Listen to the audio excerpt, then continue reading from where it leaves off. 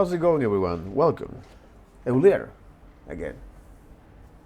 Here we're going to explore what this monad concept is all about, because as we explore what is this asynchronicity, how can we deal with this concurrent task that at the end of the day is just tasks that overlaps at a time. We want to know, or in my case, I want to know is what are the things that we need to know, especially not only to deal with this concurrency, which is something that we have looked based on this particular course, right? Shout out to Kyle Simpson. When we are exploring is some of the patterns needed, especially as we build these asynchronous applications, and now we develop a strategy and tactics about how can we now come up and solve these particularly asynchronous operations, right? So we develop this particularly async patterns, which is something that is not mine. It is from the effort of a lot of people in the industry. So, for example, Kyle Simpson is one of them. And here in this course, we are just exploring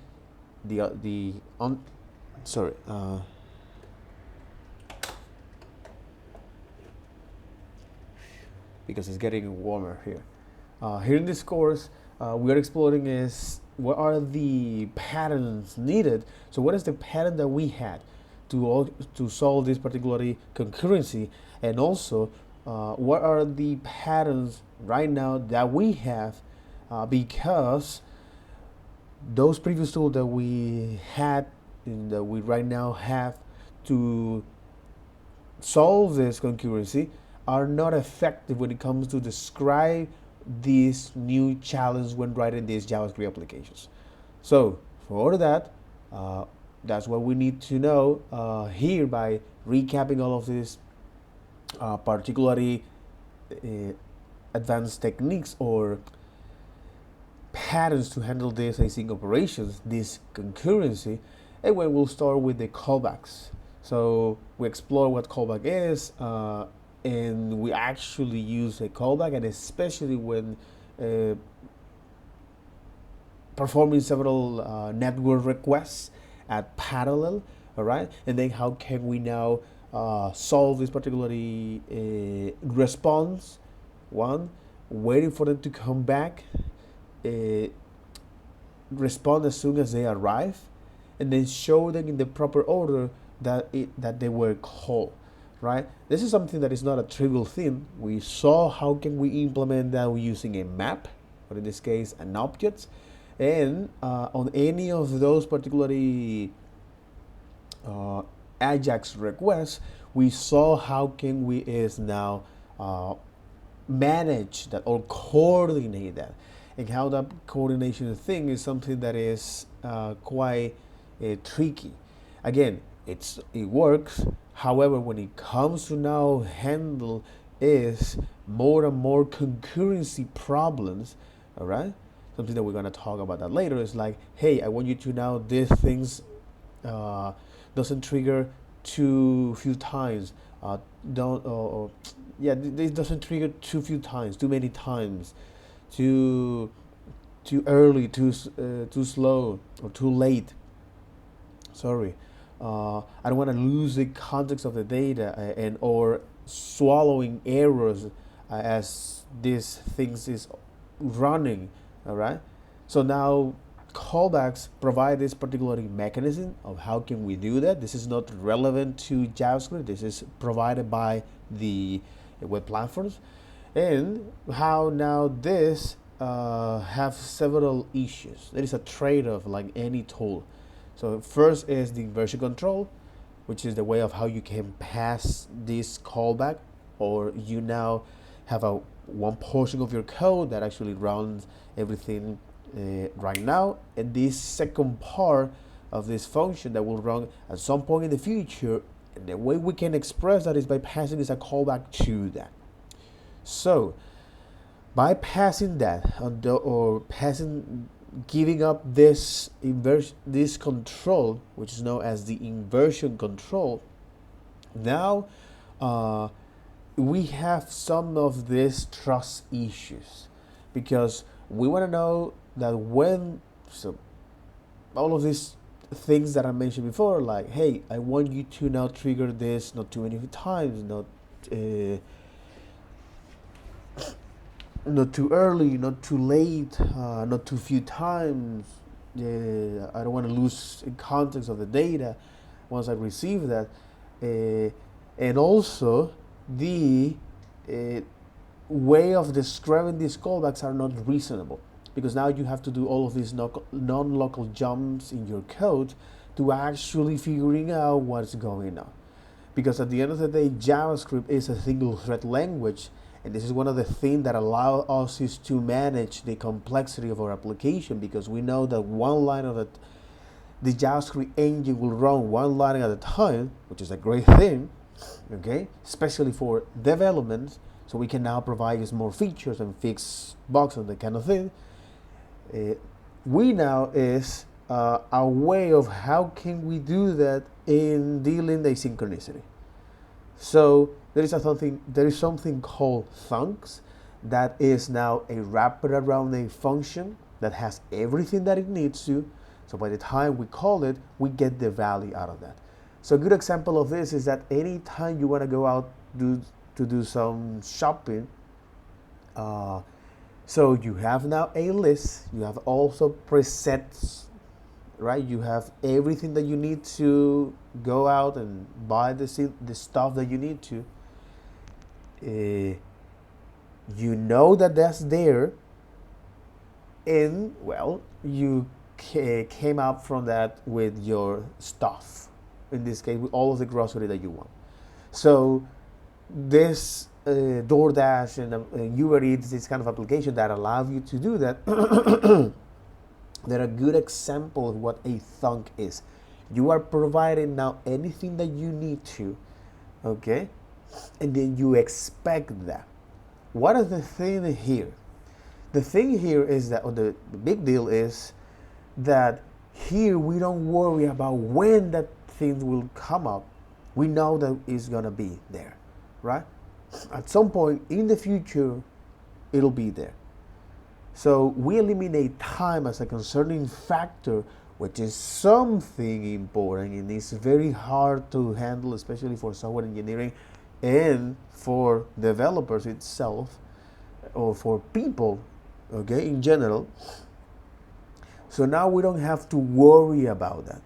We just only care that we're gonna get that stuff. In this case, that or values.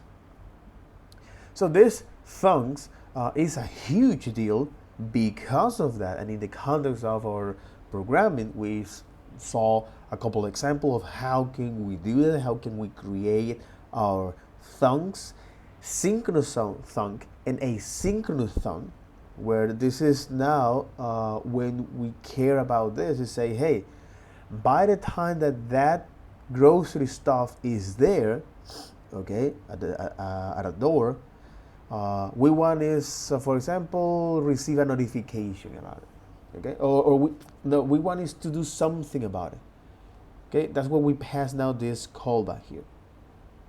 So that's something great.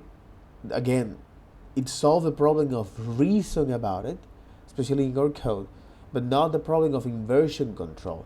Again, in the version control is that we're passing is this set of instruction, and if we want to modularize those set of instruction, we have to do all of these non-local jumps. So we have to go through one file to another until we understand is a particular flow. So what is the value proposition now of promise? It's say, hey, instead of we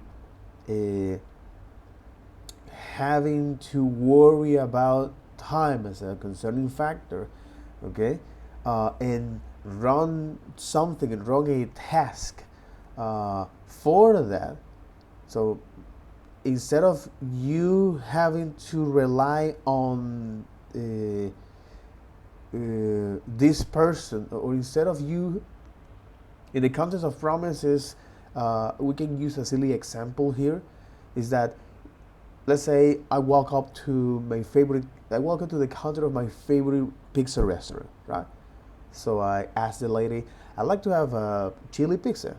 So the lady says, hey, it'll be $10.49. Good. So I hand over the money, and I expecting to get is this chili pizza. But what I'm getting, so what I'm, so what instead am I given is a recipe. Well, the important thing is that it has a print order 317, right? So this becomes now an IOU from there. It becomes now a promise from there.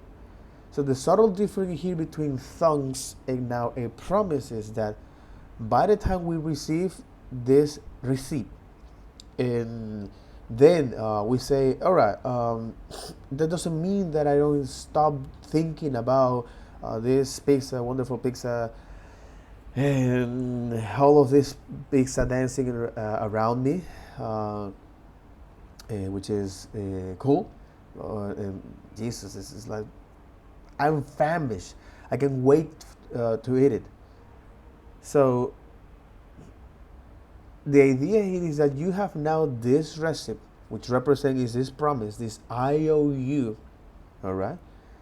And now, by the time that, by the time you actually get, or by the time that your order is done, so they announce your order, order 317, those magical numbers. So you walk back to the counter, receipt at hands, with your receipt order print on it. You hand over that, and then you get the value. You get the chili pizza. So the subtle difference here is that now promise say, all right, so you don't need to pass a callback here. And when you pass a callback, you're passing this as a set of instruction. You are delegating this, but you don't know is when the thing is gonna run and for how long, and if this thing is gonna run several times and so on the forth. You now instead receive a notification that when the time that chili pizza is there, or your order or your value is there, you can then now, all right, do something about it. So this promise is now an abstraction. This is placeholder, because the promise is this idea that we need a placeholders to eliminate time as a concerning factors, wrapping around a value. So promise, after all, is an event listener of all of these promises. You can think of this, or a callback manager. And this distinction here is quite interesting because anytime we want to handle this concurrency, a lot of the time bypassing is a callback, bypassing now is a set of instructions, we started to generate this trust issue. It's like, hey, I want you to pass this set of instructions, I want you to do this, but not too early, not too late, not too fast, not too slow, not too many times. I don't want you to lose the context of what you're gonna do. If there is any error, hey, please provide me something. All of these things now are being resolved with promise. And the way how now can we explore the promise API is by, generating is this promise objects with the executor, right? And they have now the resolve and the response. And how can we use now promise as a way to now say in a reliable way, because now this promise is actually going to work as expected, all right? Unlike callbacks, okay, where we don't have that guarantee. Now we promise is say, hey, I will only resolve once, either a success or error. I'm gonna pass this message or keep it, as a way to change, if you need to actually, after you get that value, change all of this message, and execution becomes error. It's like, hey, you can now identify any errors and handle that. And then you have immutable ones resolved. So this is something interesting, because now promise give us back this trust that we lack of with callbacks. So this is when we started to explore now how can we create our promise, as well as the promise flow control, which is with the tenable or the chain. And this is when you started to now pass all of these very interesting functions, inline functions. And this is now when things like promise control and the point the concept like what it is, what and concept like point free. Exactly. And concept like point free actually makes sense as we put this. So again, the async pattern here is the completion event. Of course, this is not a promise, but you can think of this that now a promise is a listener event. All right. And well, how we now handle the data as, so once that is resolved, how can we now handle the data as it comes in through this particularly flow control, this tenable, right? So you can now handle is do a thing and then do another and so on and so forth. So this tenable or this chainable promise either can be is return a promise as a way to now generate all of this time dependent data. Hey, I want to make this this AJAX request to, for example, a Stripe payment, right, to process that. Once that is done, all right, I want you to now is store that transaction in my database. And once that is done, okay, now I want to is return something to the user to say, hey, everything went well. Or you can say, let me actually is, after we store a transaction in our database, now please let's go to record that in our analytics tool, right, for marketing purpose. So again, it's very, very interesting, very, very interesting. Again, the way how these things work is by you always, especially with promise, you need to return the promise explicitly. Right now, it doesn't work. It doesn't work in another word. So, for example, if you say, "Hey, I'm going to create now a new promise here," you say new promise here, where this receive is now a function executor called executor.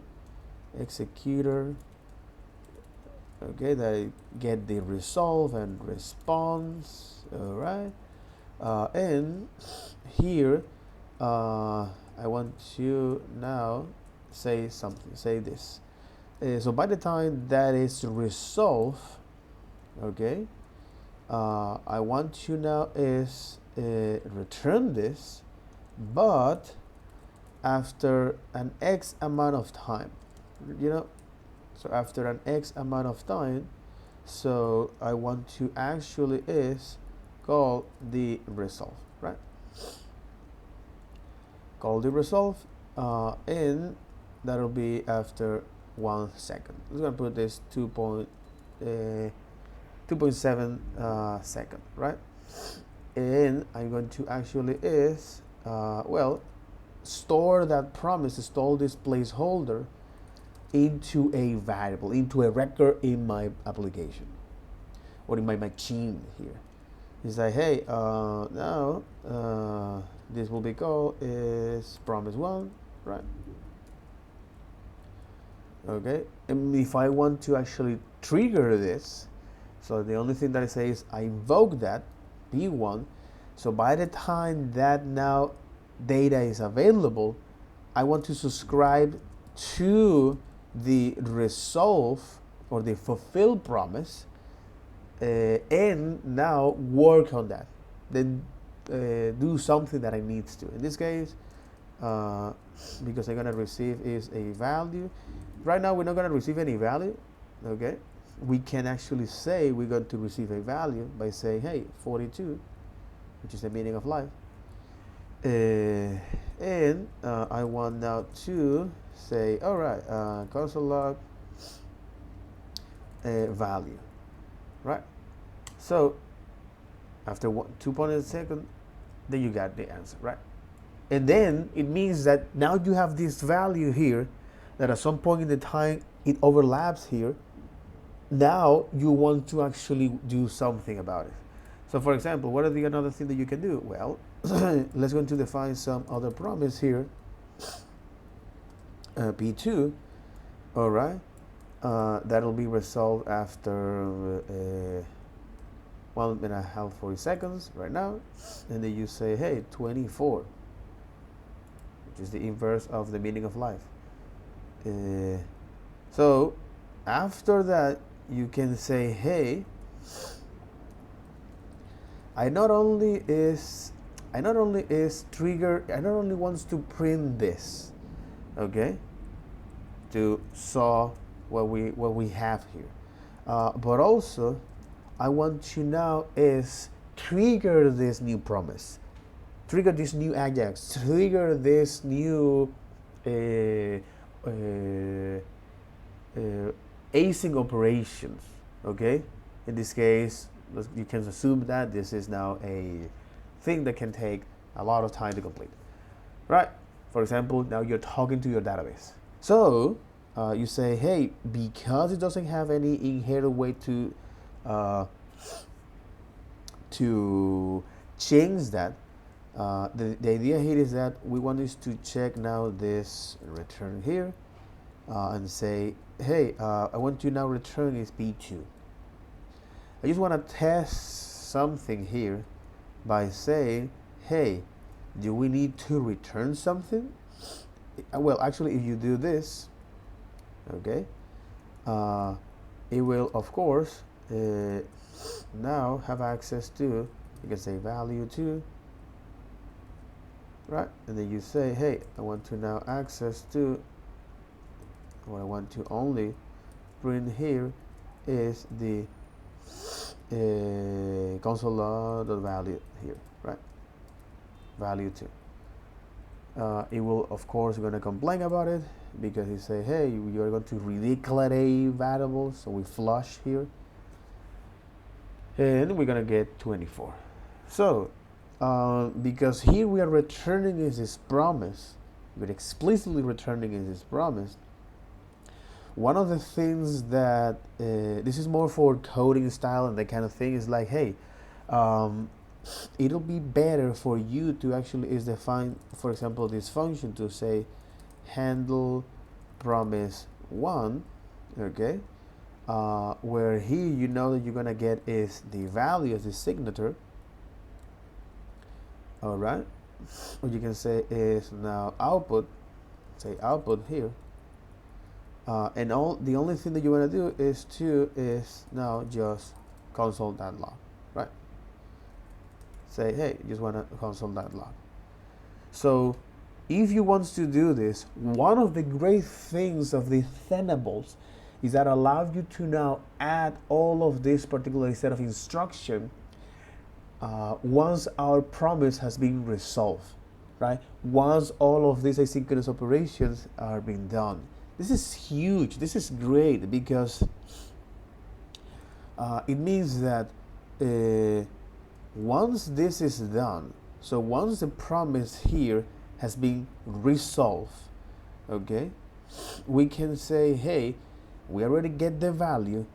This output, since it matched the signature of our function, the shape of our function, okay, and when we talk about is the shape is the input and the output, okay, now we can actually is print the things, okay. Here we're not gonna get any value because we're not returning any value per se. However, if you want to see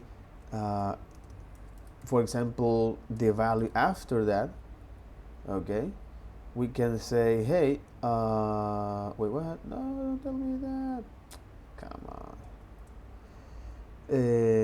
Let's configure this function here to say output. All right, then you say you get the value. Say, hey, console log value, and let's go to return with the same shape, right? So as long as this match with the shape, the input and the output, we can do this thing. For example, we can say, hey, output, all right, that not only by the time you get that value, you're going to print that and then you're going to return it. So here, to see if we don't lose our mind, we're going to get that value and then compose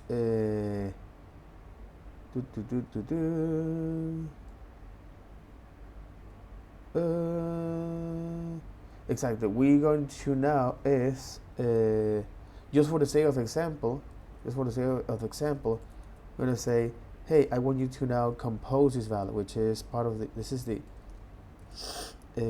composition here. Composition value. So by the time I call this, exactly, redeclaration of that. There you got it. All right. You see, now we're getting is that value as expected. The whole point of this, and perhaps this is too small. Okay. The whole point of this, let me actually clear this. The whole point of this is that we can now not only is perform asynchronous tasks. So by the time that is resolved or rejected, because we can also use the .catch for that, for error handling. So by the time that is done or rejected, all right, now we can is go to the next one, go to the next flow control in our promise, and this can be a synchronous operation. Okay, this is huge. This is huge because we can say something like this. We can define some counter here. We say, hey, this will be 0, and not only that, but actually access to the counter value here.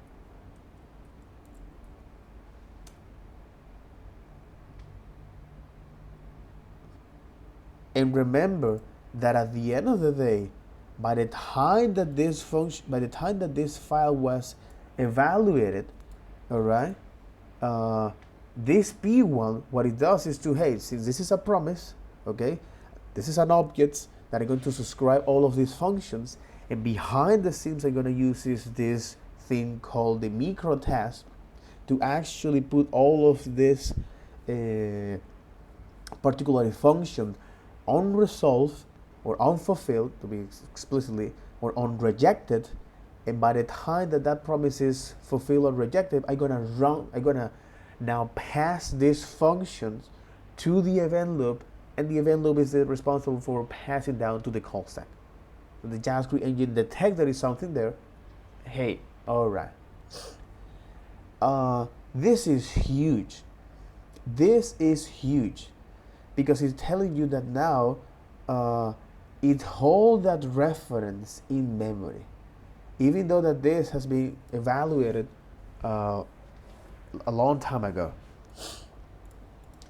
So yeah, this is a very interesting exercise because for example, we can say, hey, instead of doing that, right? Instead of doing that, I can also define is some another function to say, hey, trigger promise. What you're gonna receive is the promise here, right? And then you say, hey, I want you to return the promise. This is just a general function, right? That you want to do.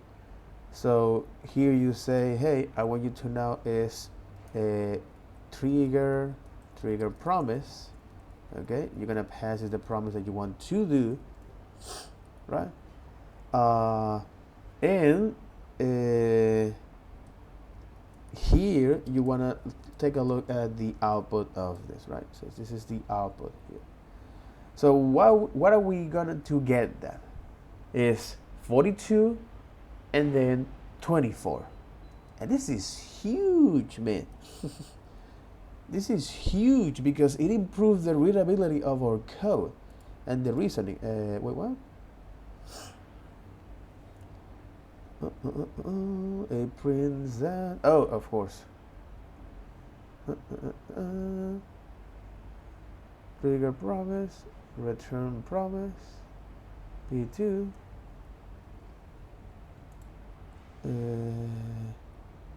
That's right.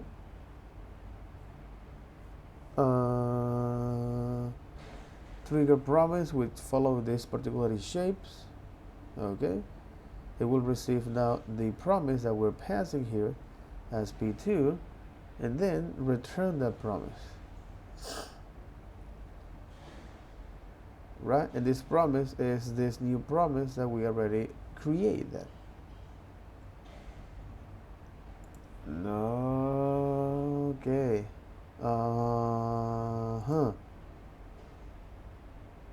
So because here we are now returning is this promise, okay, that we are passing here, but okay.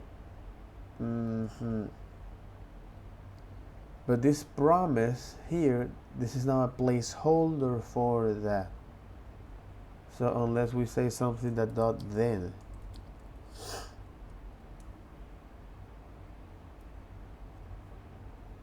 Unless we return is this method function.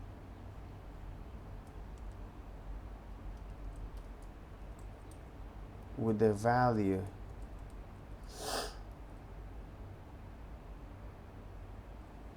That's quite interesting. That's quite interesting. So here we are now returning is a reference. Okay, here we are returning is a reference here. So first is output 42, which is a grade, and the promise 2, which is this, supposed to print that 42.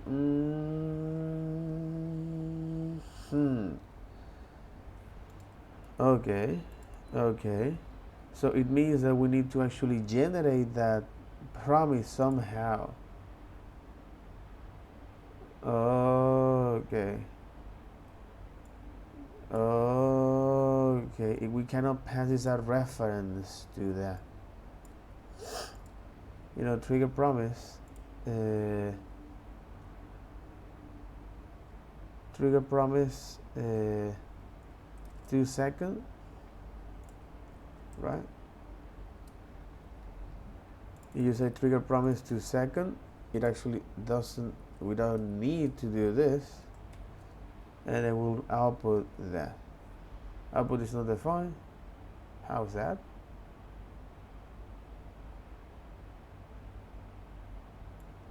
We're not returning any value here. We just only printed that out.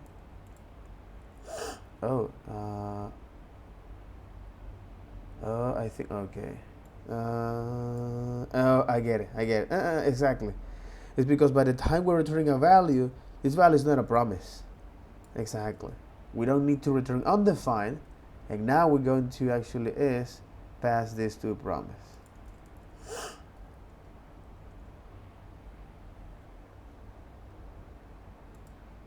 Now it calls that. You see, it calls that, but the value here, it say, hey, this is undefined. It's like, hey, this is undefined. It means that this is so the value that we're getting here is not that. Okay. So we're not returning is a promise after all. Okay.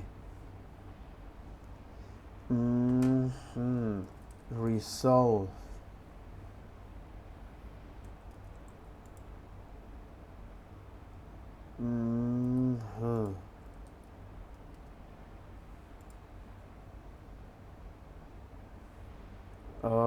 Okay, it doesn't matter. Okay. But the thing here is that we need to return is a promise here. And the way to do that is by saying, hey, I want you to create now a new promise here. Or you can say something like this. Hey, I want you to now return is this.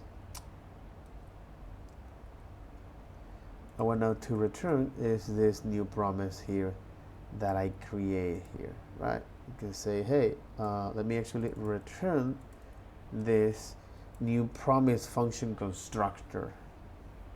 All right. So I don't need to actually pass any promise here. I don't receive any promise here. I don't return any output here. I'm just passing is this reference. And now it'll print is 42 and then 24. No? Okay. Oh, no, my bad. Because, okay, this is a function that it needs to be done like this. Because we were is just defining that we're passing this as a reference. Now we want is to call this. Right? This is how we call this function.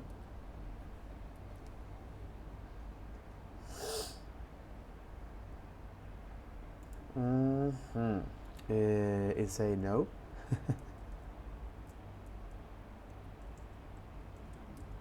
It's still saying no. That's quite interesting.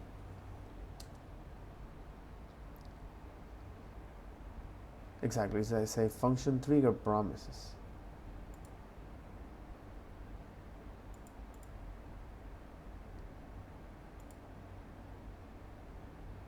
Okay, but it's returning is a function for that.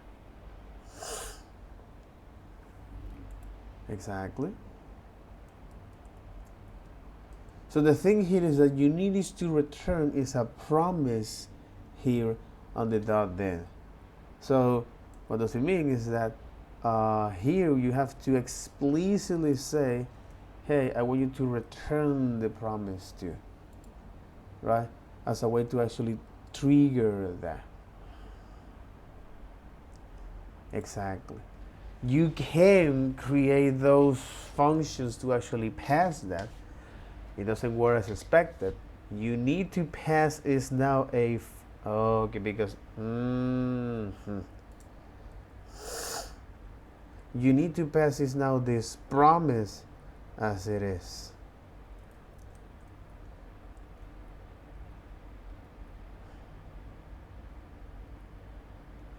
You need to pass this promise as it is. Okay, and because this will return is a new promise, by the time we called it, it is quite interesting that this actually doesn't return that. But in any case, this is what we have to do, right? This is exactly what we need to do here. This is exactly what we need to do here. So these tenable steps that we can do here is a way of how can we now control our flow. Especially useful for handling all of this async operation. That's now leads to some abstractions or some use case that we want to handle. So, for example, what we can do when we want is to what we can do when we want is to run all of these promises and get me when all of them are fulfilled, right? Or throw me an error when any of them is rejected, right? So this is what we have now. All and the settles and all settled is say, hey, return me all of this promise, return all of this settled promise, whether it is fulfilled or rejected, right? Or return me the first promise that was resolved. This is known as raise. Or return me all of the promise if that is return me is a the return me is a reject promise when all of this has been rejected, right? Or this or trigger is this reject or this catch. Trigger is this error handler when all of those promises has been rejected. And then you can think all of this particular abstraction that you can develop here.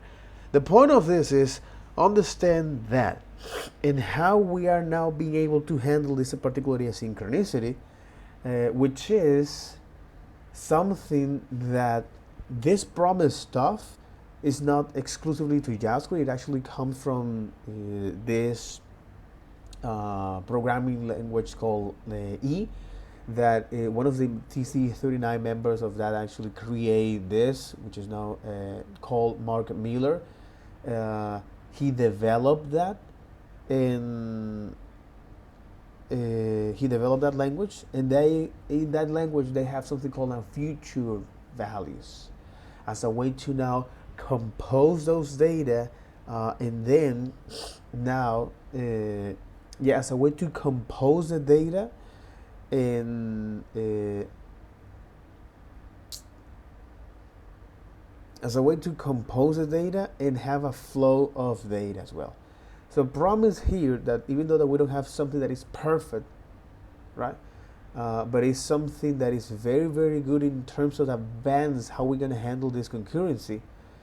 It is something that, for example,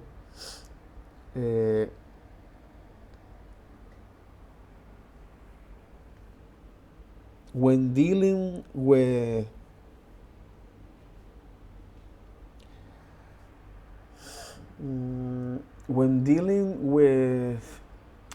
promise here, this is not only about flow control but also data flow, right? Because you are now composing each one of those data as it pass through. And this composition, which is something, a term that functional programming, they call this promise as a monad. And this is a thing that I have heard a lot, especially in Redux applications that say that Redux is somewhat a monad. So, because of that, that's what we are here, right? To actually now understand is what is a monad, right? So according to Kyle Simpson, a monad is a functional programming data structure similar to the object-oriented data structures or data structure per se, right? Whether it is arrays, linked lists, hash, or tables, right? I prefer to call them hash, key value pair, or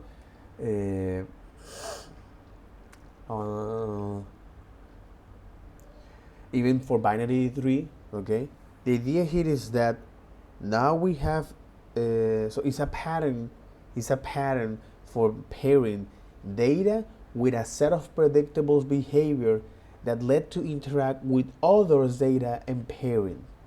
So this functional programming data structure, it has its own way to now bind or pairing this data with a set of predictable behaviors with all that allows to interact with others type of data. This is something that is quite interesting, a concept, because it's like, how do you now make, for example, an array to interact with another array? All right. So what is the methods that they need to have as a way to interact with each other? Or binary trees, or hash tables. Let's get into this. Let's get into this. Oh my God, here we go.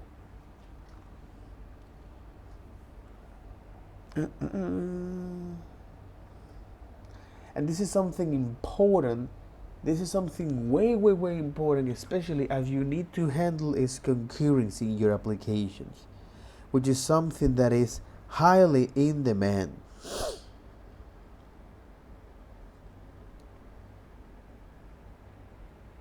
We are highly in demand here.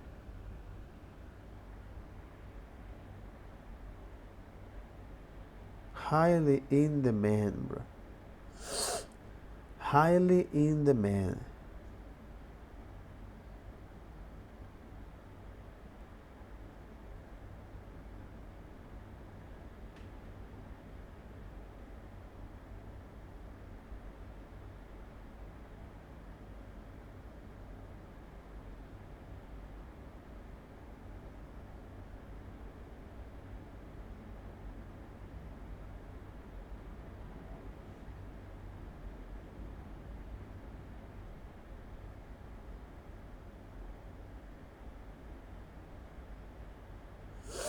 Mm-hmm.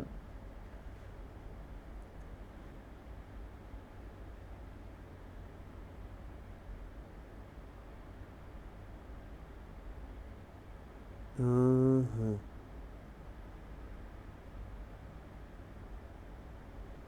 Interesting. Interesting. Very, very interesting. Very, very interesting. So, let's get into this. Mind, what would filter unit? I mentioned that we were going to use arrays, lists, as a way to illustrate a lot of these concepts. And we've used a lot of arrays, we've done a bunch of that in the exercise. But we really want to generalize everything that we've been talking about to the idea of any collection, to any data structure. So we're going to now take those same ideas of map, filter, and reduce, and in fact, indeed, even something like Why you don't show me is the volume? reduce, and in fact, indeed, even something like a transducing. We want to take map, filter, and reduce, and we want to think about them at the bigger level, which would be at the data structure level, or at the more.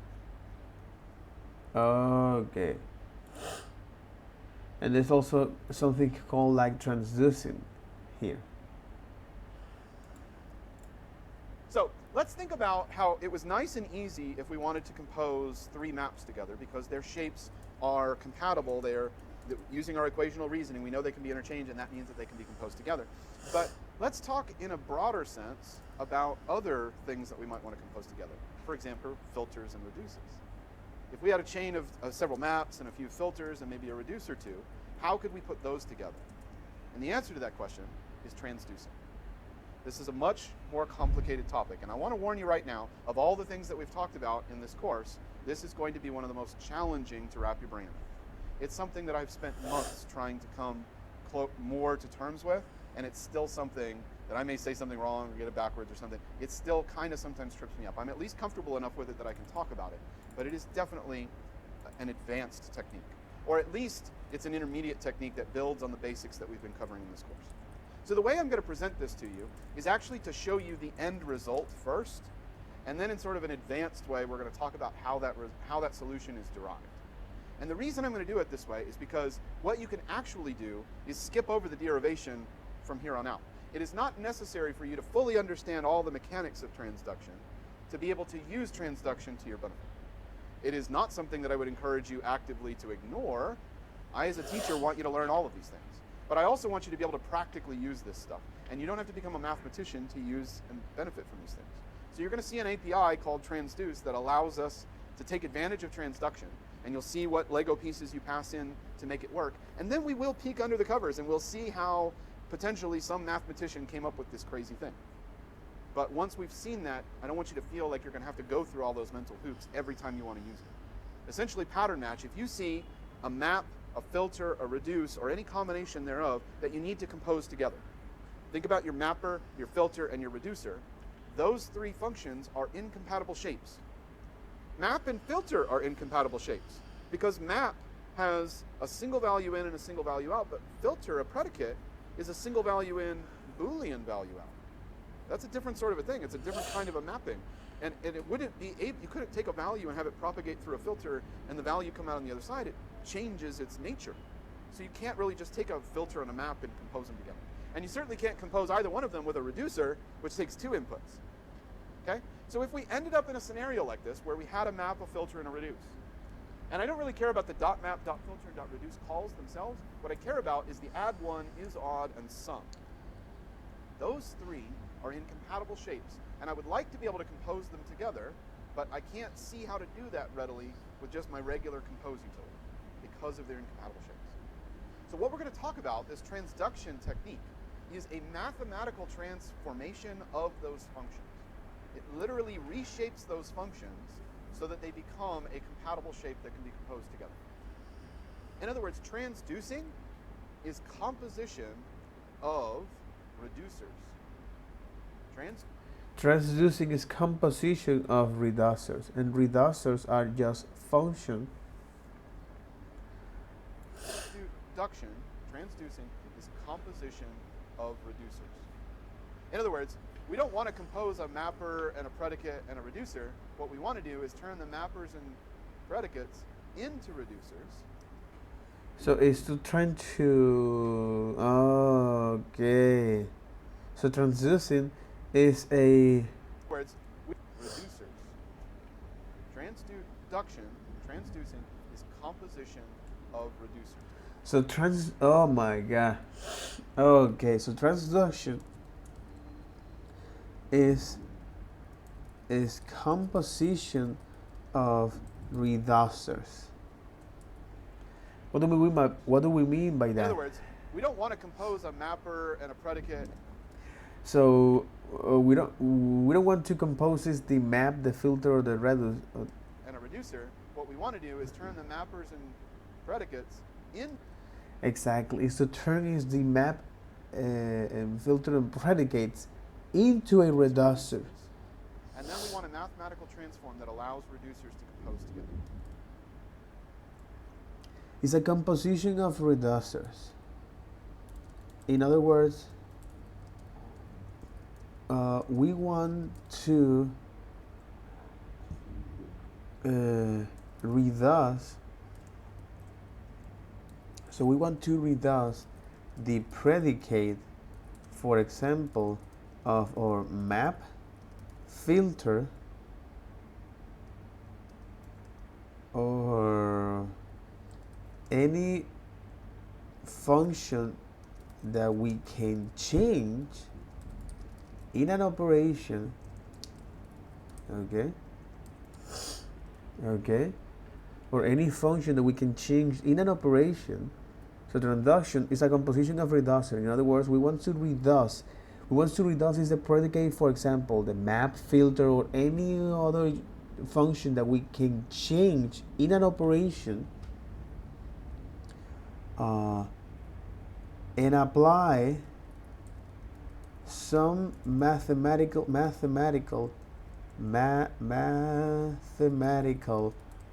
functions to make their shape compatible. Their input and their output.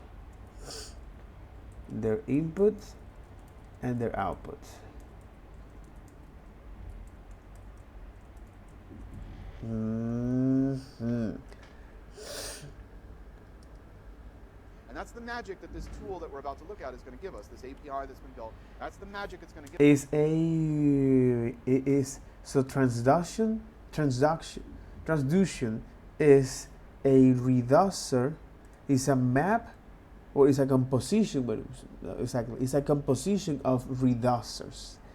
In other words, is that the predicate from all of these chainable functions like map, filters, or reduce, we want is to make their shape compatible in each other by applying some mathematical transformation, some mathematical function that allows to do that. So the input and the output will be now in the same shape when you apply this transformation. So, okay. So it can be somewhat similar, okay.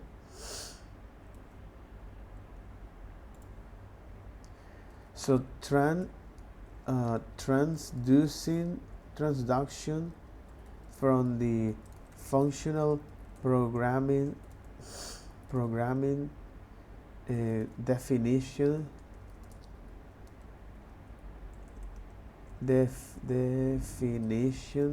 can be described into, holy moly. So transduction for the functional programming definition can be described like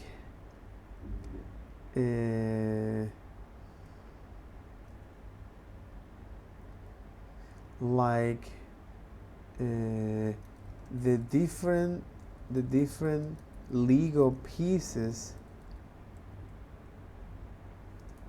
to match each other, right? Exactly. So what are the different Lego pieces to match each other?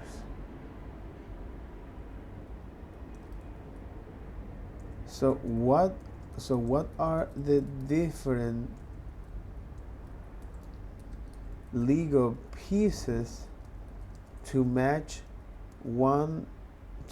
each other?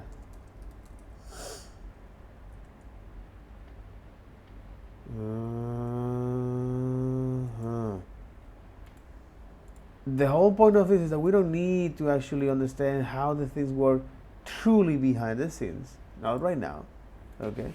We're going to show you under the covers how you would do it manually and talk about why that's a terrible idea to do. Okay? You could manually put all of these three together into a reducer. You could manually say, I'm going to first add it, and then I'm going to call the if statement with the predicate, and then I'm going to do a reducer to compute the new total, and that imperative we've seen. There's literally no difference. Okay? It's not a special component. But notice what I'm composing here. I'm not composing add one and is odd.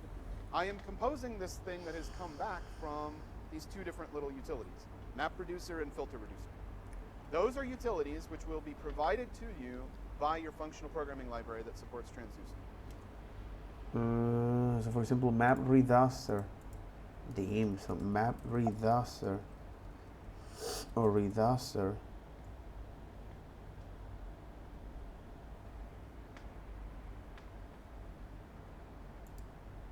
Reduce. Holy moly. Yeah, there you got. Return a single item by iterating through the list, successfully calling the method iteration and passing in an accumulator for that.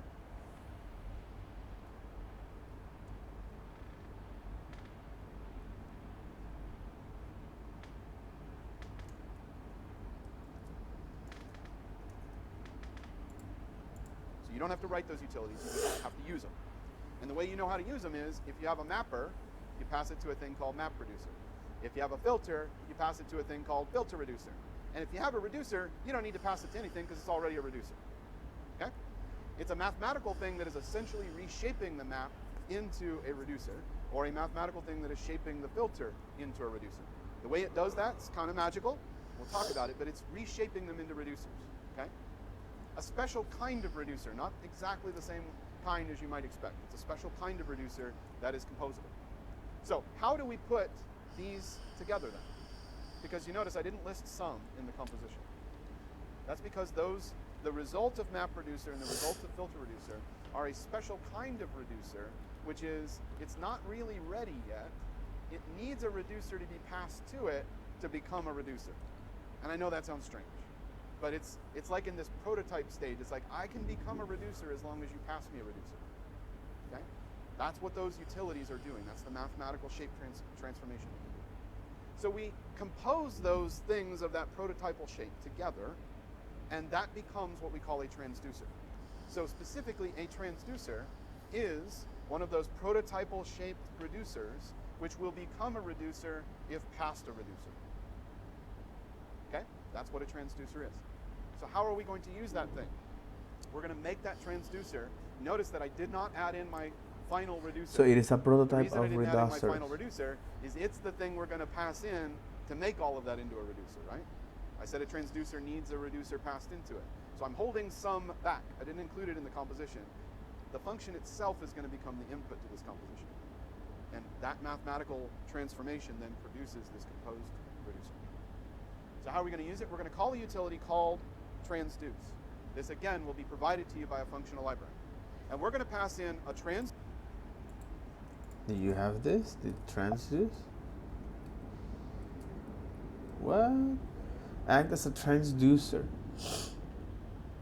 But we don't have any things like this in the language. Okay, transducer. Access the transducer. Access the transducer. or transformer, transducer, transduce.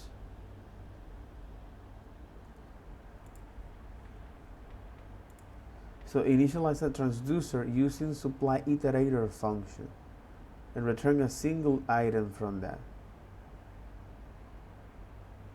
And this is expense parameter CC, and then you got an AB.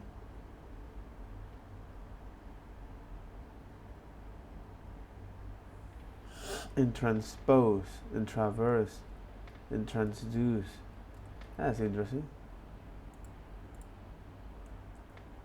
Transducer, which we've made, and we're going to pass in a reducer, a combinator, which we have here in this case the sum function. We're going to pass in an initial value, that's the 0, and we're going to pass in our data structure, in this case the array. Those are the 4 pieces that transduce needs.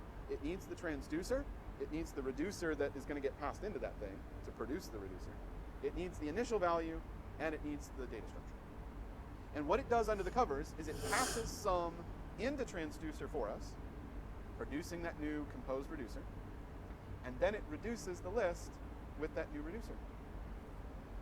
That's it, actually. Actually, all of the hard work was done by map reducer and filter reducer. Transduce as a function is 2 lines long. It doesn't do much. It simply passes one thing into another and then calls a reduce on it. Okay? So, there's another helper which makes it even easier. Another helper that is generally provided by these libraries, and it's called into.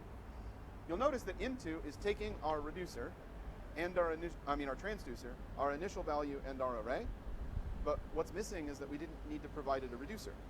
Because what into does is it looks at the data type of the initial value. In this case, it's a number. And it says, I know what kind of combinator numbers need. Numbers need a thing that adds 2 numbers together. That's the general combinator for numbers. So it automatically supplies us a thing that looks like the sum function. If we had said into transducer and we'd given it a string, then into would substitute in a string concatenation combinator. If we had passed it an array, it would institute an array push combinator. So it knows, based upon the data type, what kind of combinator, what kind of reducer is needed. We don't even need to pass one in. So either what we do on line 10 or what we do on line 18 is transducing. It is running through the list just once and doing the mapping, filtering, and reducing all at the same time. Yes? If you were going to use a less common type of combinator, say you wanted to, for your reducer, you wanted to multiply all of them instead of add them, would you just not use into? You wouldn't use into, you would use the general transduce and pass your own. Yep. Into literally calls transduce with the properly selected default combinator. So it's just a shorthand when you're doing a general transducing that you can select. Otherwise, you just use the basic transduce method. Okay? So what you should pattern match against is, if I start with a couple of slides Pattern ago, matching making. a couple of maps, maybe a filter, maybe a couple of reducers, pattern match that and say, oh, I need to turn that into a single transduction. Okay? And then each of the maps and each of the filters, I need to convert the way that I am converting up here on line 6 and line 7. I need to convert those into this weirdly shaped thing. It's a proto-reducer. It's waiting for a reducer to become a reducer. I need to shape those into that and then compose them together. And that's really actually the hardest part, which isn't even that hard at all. But that's the hardest part, is do that and then simply call our transduce helper and it takes care of the rest. Yes? Here's how would you compose sort in something like this? Because that's what I always think of is like filter, sort, map. Oh, okay. Sort. Is that something that You can implement sort as a reduce, but it would be much more complicated. So that wouldn't be typically something that you would transduce over, but it is certainly possible that you could write that as a reduce. Definitely don't use array.sort because that's a mutator in place. That one's not FP safe. Essentially the technique that you would use, now that I'm thinking about it, the technique that you would use for sorting with reduce is basically the same thing as mapping with reduce, except that you would be looking at your accumulator and doing sort of insertion sort kind of a thing. You'd be mutating, or you'd be placing stuff in at the appropriate thing. So each time you got a new value, you'd figure out where it went in the new array. And the end result of that would have been like a mapping where everything just got shuffled around. So yeah, that you could absolutely do. Is a transducer a higher order reducer then? Yes, it is. A transducer is a higher order reducer. Since transducer is a high order reducer. Probably. Is a transducer a higher order reducer then? Yes, it is. A transducer is a higher order reducer. Okay. Probably better than proto reducer. I was struggling to come up with the right way to describe it. It is a higher order reducer. That's exactly. So it's a function that it receives now. Okay. It's a function that it receives a reducers. Or someone else put partial reducer? I don't know. I don't think I would call it that. Partial has some baggage in functional programming. I wouldn't call it that. Let's dive into deriving transduction. Okay. Math classes. It's 3 but it's like completely out of thin air. It would never. Value starts out as an empty list, and our reducer says I'm going to push into that new list, that accumulator list every time, the result of calling mapping function on B, and then return that list.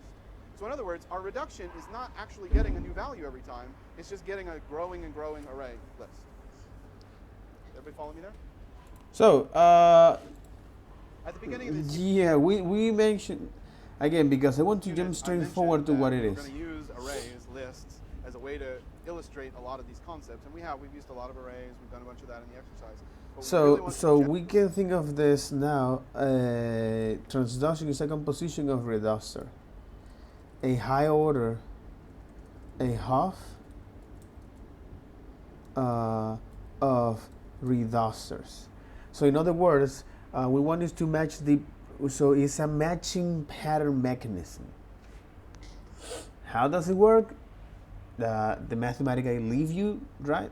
I just want to know what it is, and that will be good enough to move on forward, right?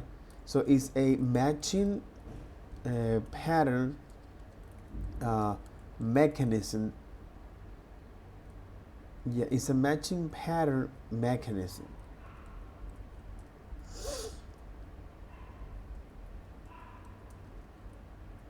Exactly, a matching pattern mechanism. So this matching pattern mechanism, okay, that is transduction. Generalize everything that we've been talking about to the idea of any collection, to any data structure. So we're going to now take those same ideas of map, filter, and reduce, and in fact, indeed, even something like a transducing. We want to take map, filter, and reduce, and we want to think about them at the bigger level, which would be at the data structure level, or at the more general level. So if I had an object like obj here at the top, and I wanted to map over that object and do something, in this case, make all of the values. Yeah, this is a good example here. So for example, if I have now a particularly long here, okay, we have an object here we just have is the name and email, right? Just say name Joe and the email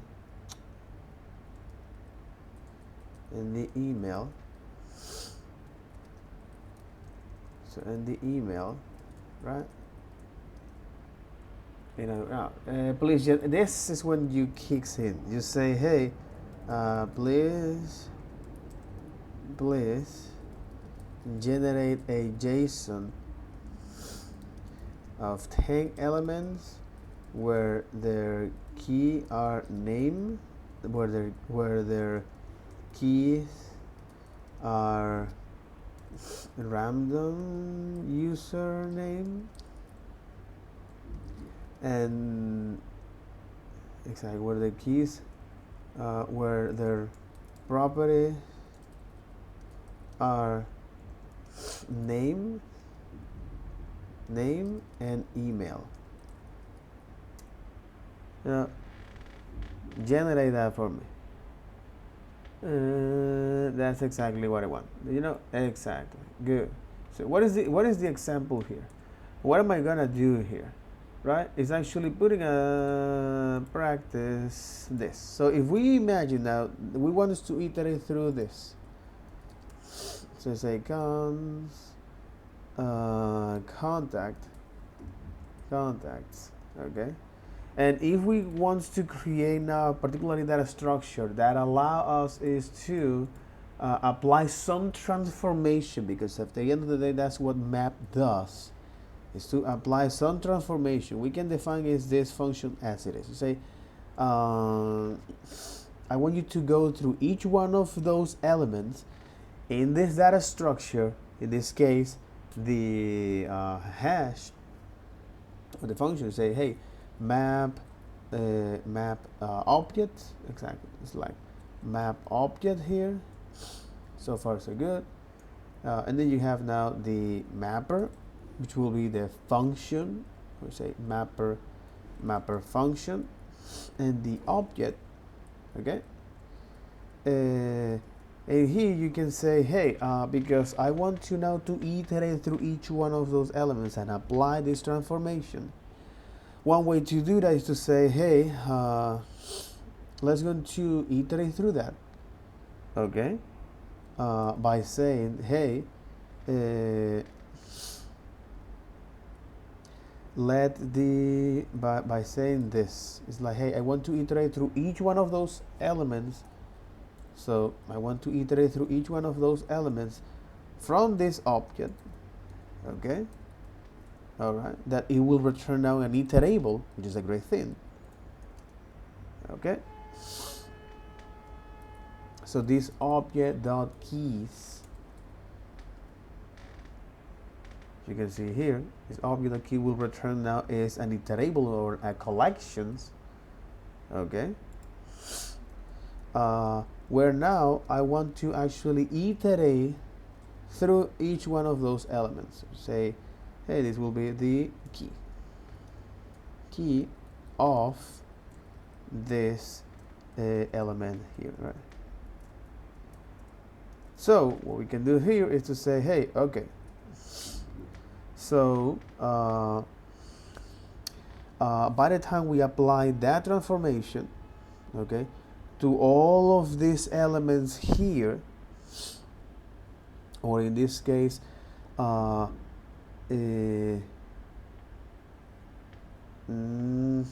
applying this transformation to all of these keys, by applying this transformation to all of the values here, all right, in this object, I actually want is to do that.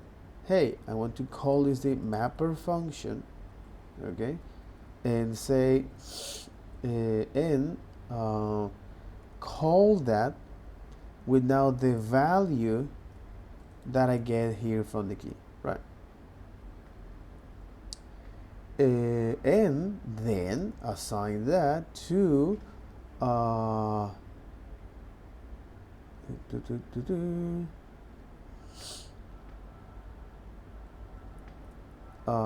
so what I want to do is to say, hey, as we iterate through each one of those properties or these values here, what we're gonna get is the key. I want you to now apply that. What I want you to now pass to the mapper function. Okay, and this mapper function is whatever transformation we want to apply to this. Where we're gonna pass is now the value. Okay, we're gonna pass is now the value, and after we map this, we would like to return now the operation of this. So by the time this actually return is that operation, that mapping function, okay, we would like to now have is this in this new result object called here result, right? Which is an empty object. You say something like this. So what we can do here is to say, hey, these result objects, their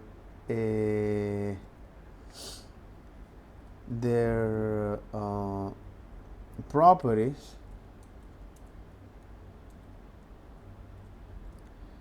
okay, their property here, which is mapping to the value, the key of this, all right, so the key of this, which will give us is the value of that, do I want that? So this key, right? So this key, which will be the value of this, so we can have access to this. We say, hey, this, okay, this is the, okay, makes sense. So this is the key here, and the result, it'll be now the response from that. So the response now, it'll be is the value that we're gonna pass through that. So it means that it'll be the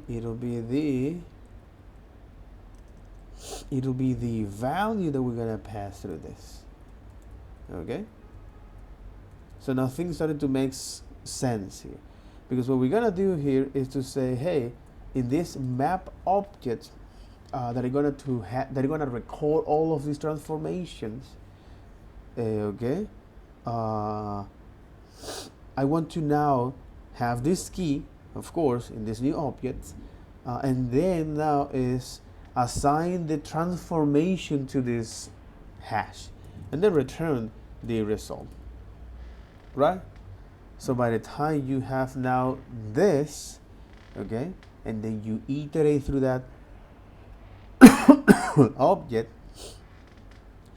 whether it's, for example, is this one, say contact, and then you define here a, let's say here now a user one,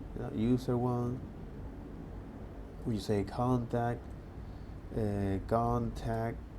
contacts, and the zero position, right? So what we can do here is to say, hey, now I want to define is the mapper function, which is, let's say, this is the uppercase, right? Uppercase function. Say uppercase.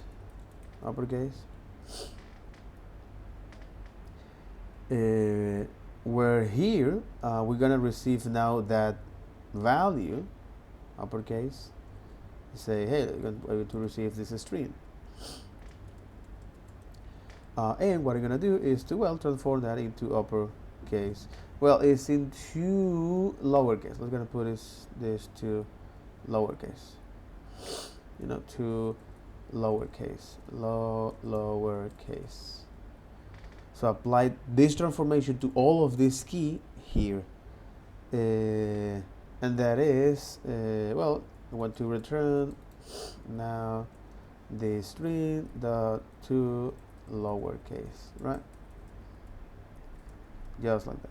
So by the time that I actually call this map object here, I'm gonna pass this the mapper function, which is the lowercase, followed by the object, which is the user one.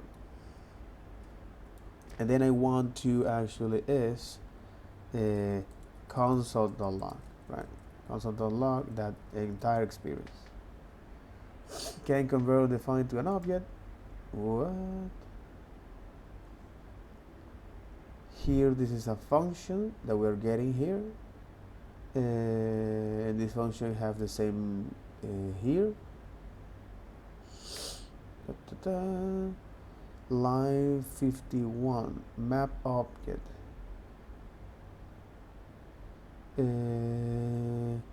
Lowercase string, returning a string for that.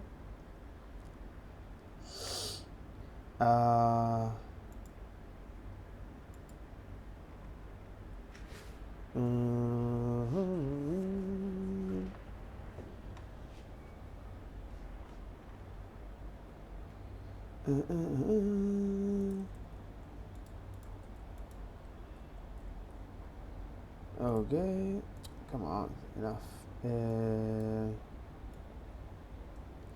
So we got this. In fact, let me use now here CodePen. Yeah, CodePen. We use here CodePen.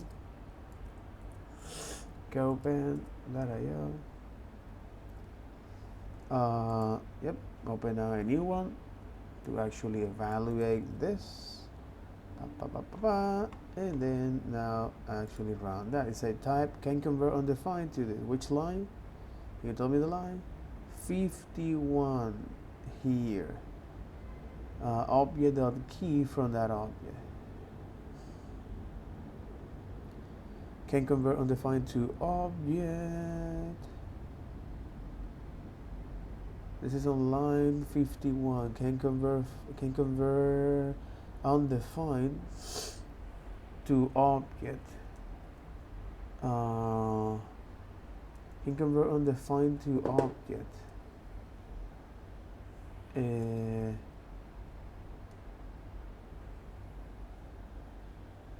Interesting. Is user one have that shit? Yeah, user one supposed to. Oh, yeah, damn it. I get it. Yeah, because that doesn't exist. You think you're funny? All right. There you go. So it actually worked as expected, right? So cool. You might wonder, why do I have to dedicate all of this time to understand this?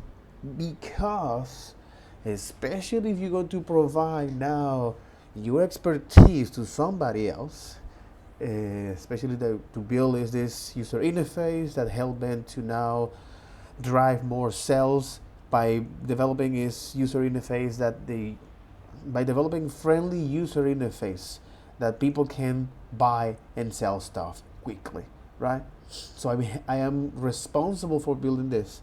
I'm not responsible for the logistic, which is another thing, which is a very interesting topic. But I'm responsible here is now for the reduce the friction, the user frictions between the user, or in this case the customer, and the merchant, and the client, and the business, right? So I'm trying to make that as much as easy as possible for you as a business, sell your products and services. And those consumers get what they need. So that's the role here, especially as a UI specialist. And because of that, most of the time you need to actually apply some transformation to this data for hundreds and thousands of millions of users. So you now handle this complexity, these scalability problems. One of the things of using this particularly transformation in a collections of value is something that is very interesting. So here we are just now applying a transformation for one element. So if you can imagine here that you say, hey, okay, if you can imagine here that you say, hey, now for contacts, okay, with this huge amount of users contacts, right, the map, I want you to now apply this transformation, okay, to each one of those records, to each one of those to each one of those records, this one of those map.object here, okay,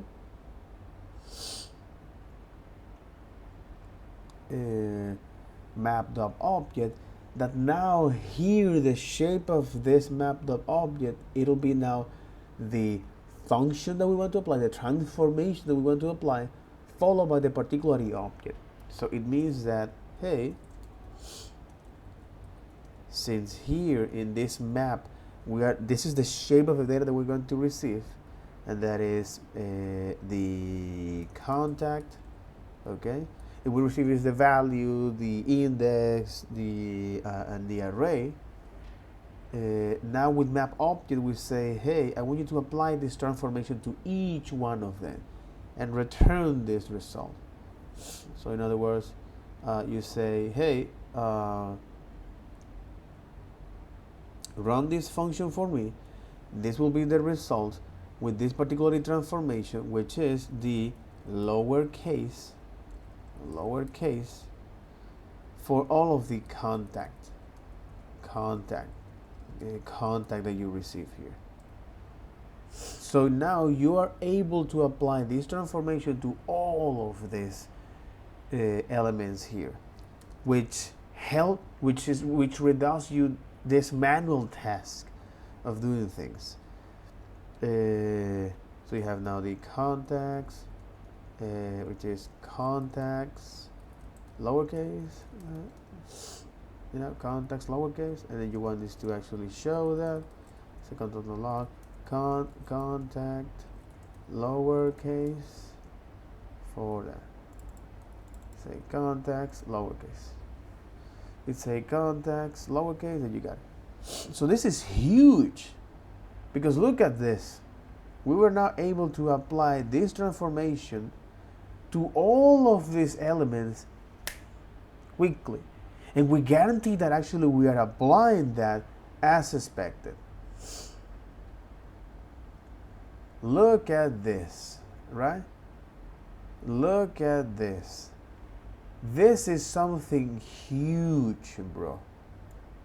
This is a huge deal, because now we are working, we are now applying, look at this, we are applying these transformations, okay, to a particular data structure, which is a map, which is a map, but an array of map, a collections of map, So if you can think that if you can apply this transformation to a collections of arrays or linked lists or binary trees, this is when things started to be interesting here.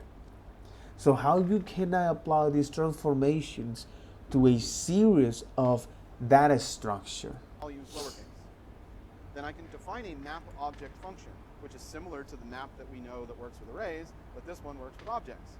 And this one loops over all of the keys in an object, and it calls some mapper function. In this case, that mapper function makes everything to lowercase. So thinking about mapping as an operation where we are essentially lifting a value or lifting an operation or adapting an operation across all of the contents of all of the values in a container, right? So it could be an array, it could be an object like here where we're just doing the keys. It could be a binary tree. You can imagine doing a map across all of the leaf nodes in a binary tree, for example. So any sort of data structure, we can, as long as we can create a mapper for it, we can adapt that operation to work across the entire set of those values. So imagine in your mind, what would filter and reduce look like in an object sense? All right, so now that we've seen that we can apply an operation like map to a data structure, it's time for an exercise where we get to practice with the other operations applied to a data structure.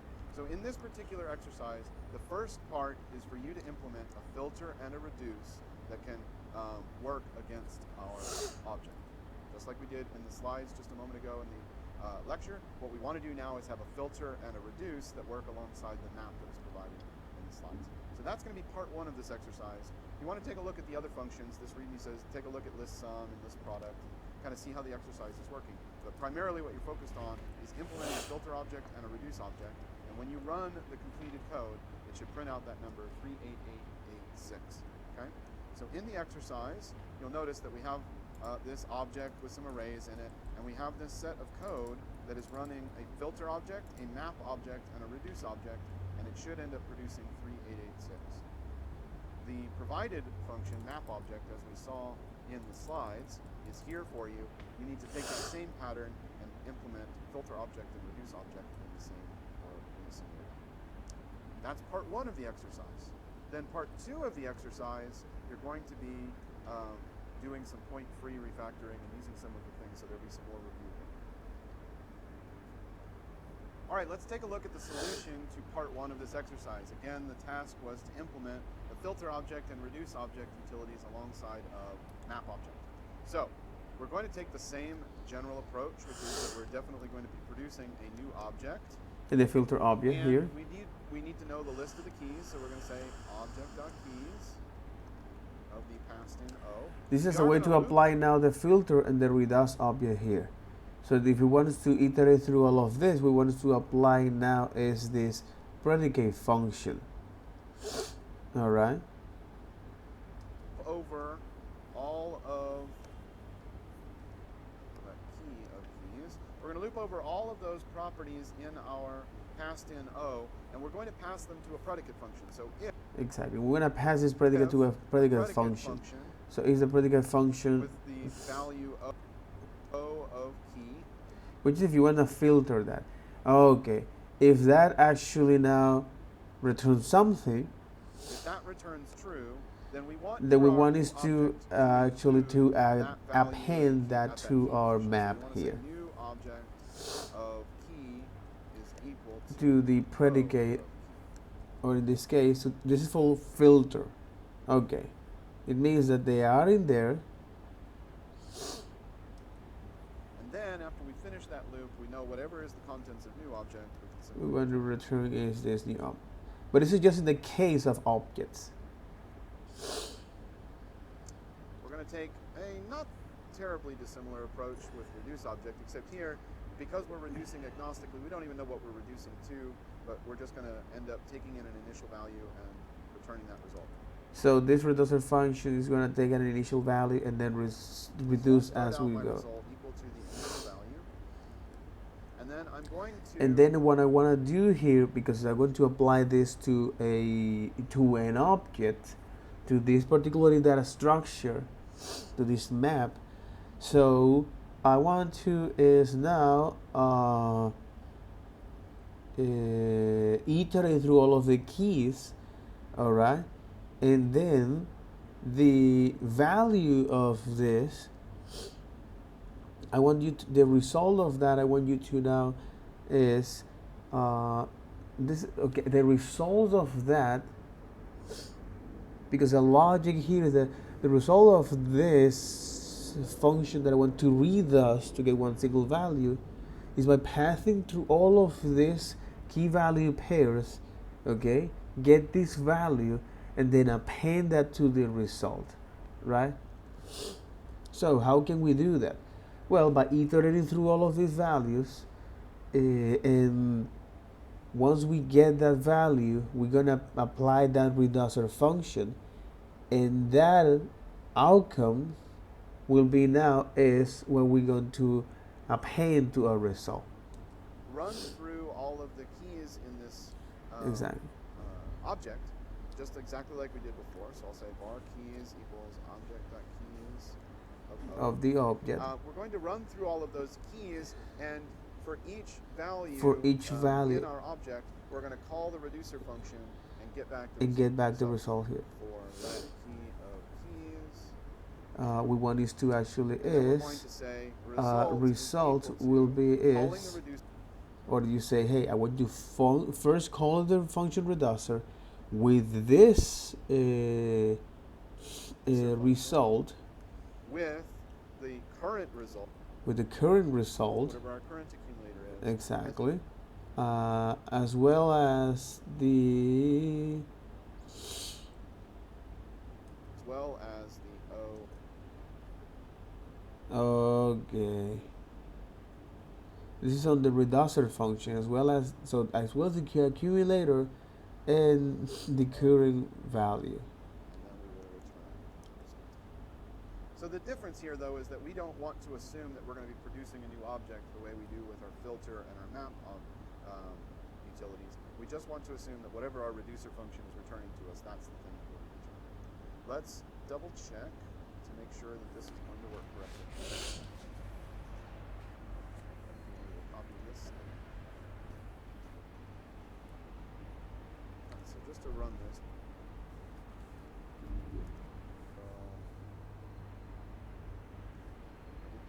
Is on, of course not. Okay.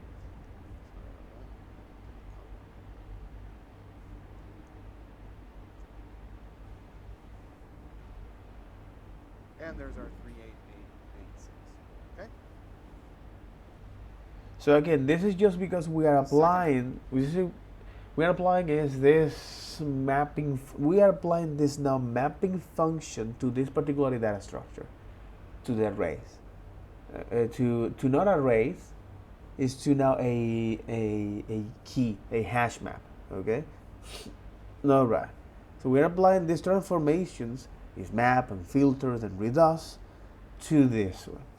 part of this exercise, as we talked about, is that we want to do some refactoring of that existing code. So we're not going to change the behavior, but just do some refactoring. And we're going to try to use the pieces that we have already learned about in the course up to this point. So you might remember we talked earlier in our lecture about binary. We've talked about compose and pipe. We've talked about point freestyle, currying, and even our list operations like reduce. So we want to incorporate all of those pieces into our refactoring.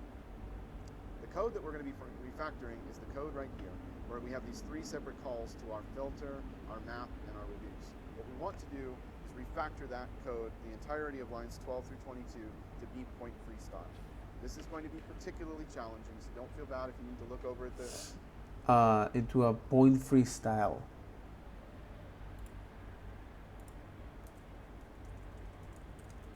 A point freestyle.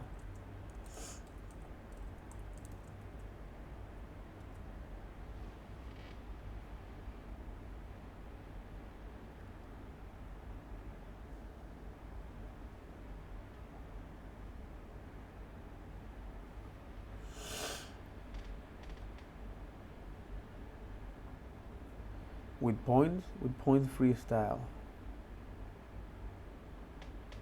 Because now length is this.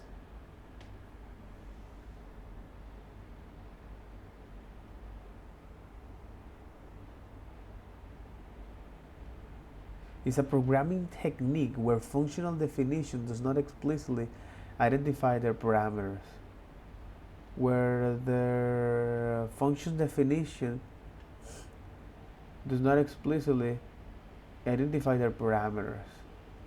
Regular style with point parameters. Instead, functions are composed or combined without explicitly mention the data being passed between them.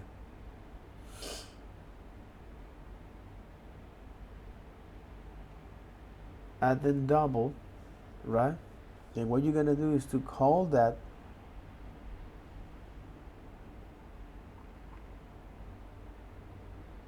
more consist code, force you to think in terms of function composition, can make code more readable once you're familiar with the style. Reduce the chance of parameter naming errors. Maybe less debuggable, not always the most readable solution.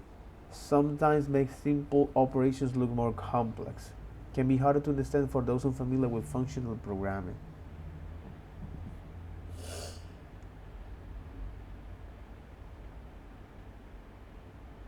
Okay.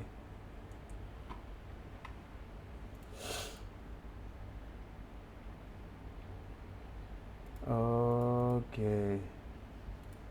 All right. Solution part 2 file to get some sort of hints. But think about each one of these pieces.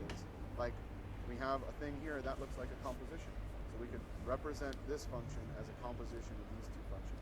And that's what I mean by looking at each one of these pieces and figuring out piece by piece by piece, how do I make that into a point-free definition for that? And your end result will be that you'll be able to run this entire operation in a point-free way, and it'll still produce our 3886. All of the utilities that you're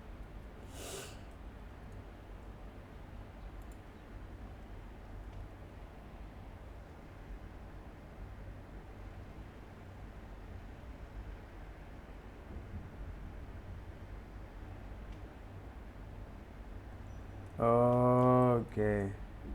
But it can be make it hard to read, by the way.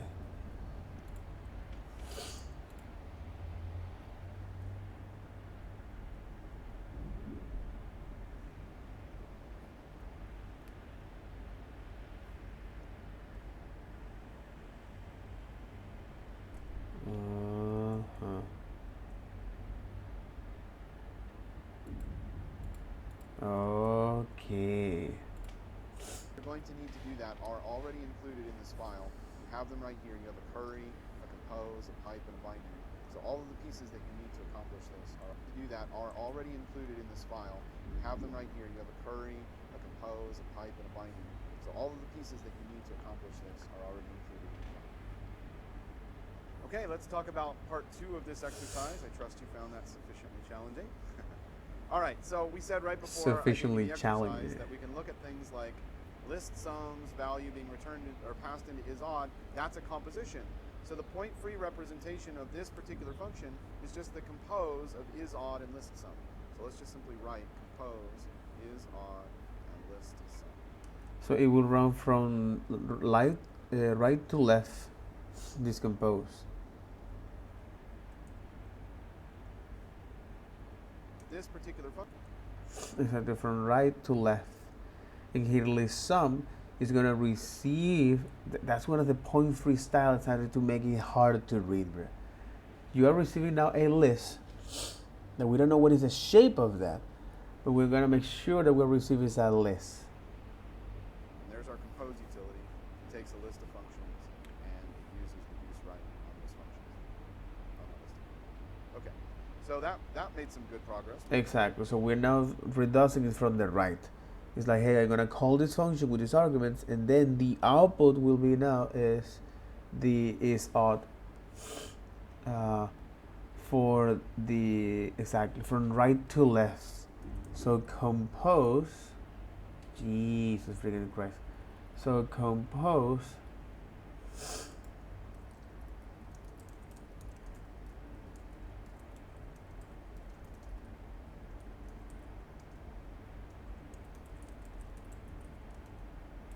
is calling the most righteous function, the most righteous function, and their output will be the input of the function of the left. Yeah, that's exactly right. So this composition of function is like, hey, it's using reduce right because it is going to evaluate the functions from the right, okay, and the with a particular input you're gonna pass, and the output will serve now as the input to the function of the left. You're going to process that, you're going to return something, and that will be that output of the second function will be the input of the first function. Process that, return something. That will be now the output of the function 3 will be the input of the function 4. Process that, return something. The output of the function 4 will be now the input of the function 5. Process, receive that, process it, and so on and so forth. You know, this is now the composition way of this. Okay. All right. Point 3 there. Let's look at this particular one. Again, it is very hard to read for those that are not familiar with functional have programming. Something that takes in a list and then passes that to list product. Does anybody spot using equational? Let's look at this particular one. We have something that takes in a list and then passes that to list product. And what is the list of products? Is the same shape of that? Does anybody spot using equational reasoning a way for us to use point-free refactoring? What do we know about the shape of this function compared to what we can see about the shape of that function? They're both the same. So what does that mean? So if they're the same, well, we can use this now, this dot. Get rid of them. If their shapes are the same, they're interchangeable, which means exactly. we can simply it's just passing the list product here. Right. That's good progress. All right, our final one that we look at here. And the map object, which that's exactly what it did here. That's exactly what it did here. This was now my point-free style here, because here I'm saying, hey, if this is now passing is the same shape of to the map function, all right, as you can see here. So we are passing is now a function that have this particular shape, which is one argument here, one argument, and we return is now a string here. So by the time that we call that function to all of the values here in this data structure, this hash, all right, And the same for by applying this function to all of this another data structure, which is an array or a binary search tree. So the whole, even here we actually apply is the point free. If the same is the shape, if if we got a function that has the same input and same output as with the same shape, we can actually now shrink that without having to actually worry about what is the value that we're gonna pass. The language behind the scene is gonna pass this as expected. There would be a function that takes a value and another value, and it just adds them together numerically. So it's just doing a numeric addition. A numeric Well, if you addition. look through the functions that were provided to you, we have just such a function, and it's called sum. So we don't need it, ostensibly, if something like that was provided to us by us, we don't need to define our own. We can just use is that like sum. And what it's gonna do is that, hey, this collection of values, filter num products, I want you to start from 0 and then sum each one of them. Okay, we definitely have made some improvement with point free, but we still have a bit of imperativeness here because we are still calling a function, grabbing its value into a variable, then passing that to another function, and then passing that result to another function. What's it called when we have one function's output becoming the input of another function? That's a pipe. That's a composition, right? Well, we could use compose here, but since these are already listed in this order, why don't we take this as an opportunity to practice with the pipe function, which again, that's provided to us down here. We have the pipe, it's just compose with the function first. So let's think about a pipe call where we're going to be passing. We're going to be passing now is we don't need to be exactly saving a set of functions. But we're going to be passing these functions. Now, there's a problem, which is that each of these has is different shape. already receiving the value. And we want the value to come through via the piping, right? And what we're going to pass into pipe is that nums object. So we want nums, we want this object to sort of flow through. So we don't want to be passing it as an argument. But now we have a problem, which is that those functions are expecting that argument. If we look at filter object is expecting the O. Map object is expecting the O, and reduce object is expecting the O. So what can we do with these to allow us to provide one of the inputs but defer the other input to later? So this is now part of the composition. So here we can use some arguments adapters. What's that called? Curry. We can use an argument adapter. We can curry in there. So why don't we use our curry utility, which if you look down here, the curry utility takes the arity in the function. So we're going to say 2 and then the function. But don't miss the fact that I've already made curry a curried function. I used curry on itself, so we don't have to pass them in as a single set of arguments. We can pass them in separately. So I'm going to say curry of 2. Curry of 2 and then passing this. And then curry of 2, pass in this function. And the thing here is that Curry of 2, pass in this function. Now, ideally, those functions would have already been curried. And you remember I said earlier, it seems like a lot of times we just end up preferring currying. We sometimes ask ourselves, why aren't all functions already curried? The more we end up having to manually curry things, we wonder, why can't just everybody have these functions curried? Okay, so now we have a list of functions where nums will flow into this weighting function, whose output will flow into this weighting function. whose output will flow into this. Whose output will flow into this weighting function, whose output will be the number of 3 weights. But there's one final refactoring that we can do here. This is good enough, this is pretty declarative, but there's one final refactoring that we might be able to observe, which is that, and it's going to take advantage of the associativity of composition and piping. We could observe that, and this would definitely be true if we had like 8 or 10 of these in a list, is that manually specifying each one of these functions and then passing them into pipe as individual arguments, that's one way of doing it. But another way of thinking about this is that this particular operation is itself a data structure. Each one of these individual values being passed into a function, if we think about that, that's a very repetitive thing where we're doing something and then doing it again and then doing it again and doing it again. That sort of almost begs for a list operation to model. So the way I'm going to refactor this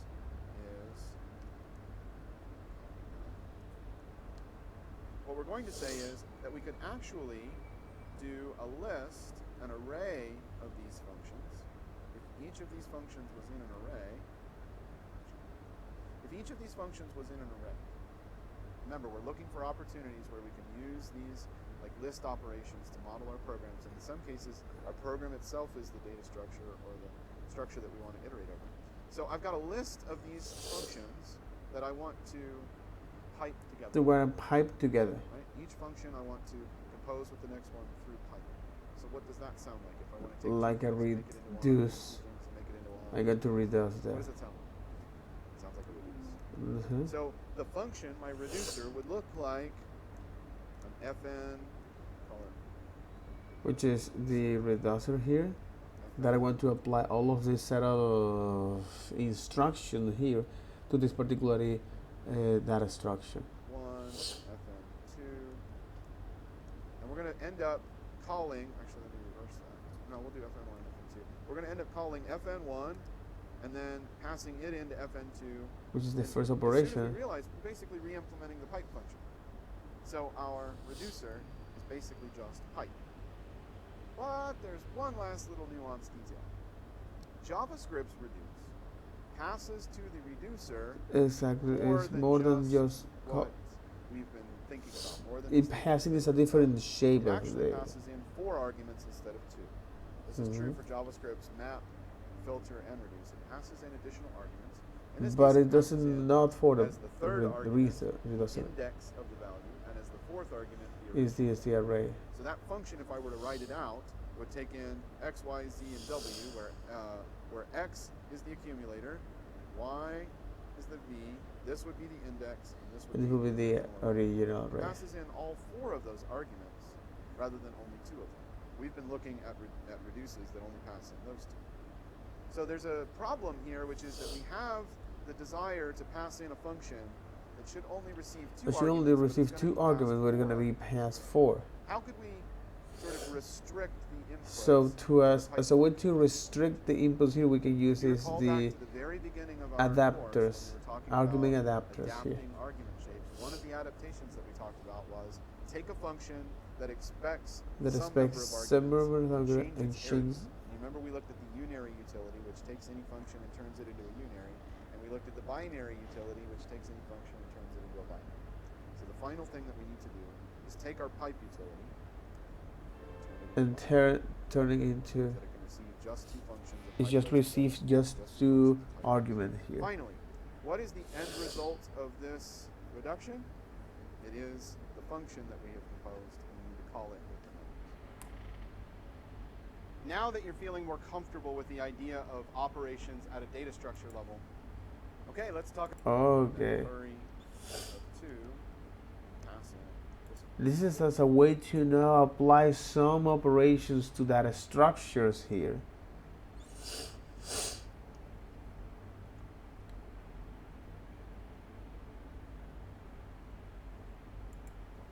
Now, ideally, those functions would have already.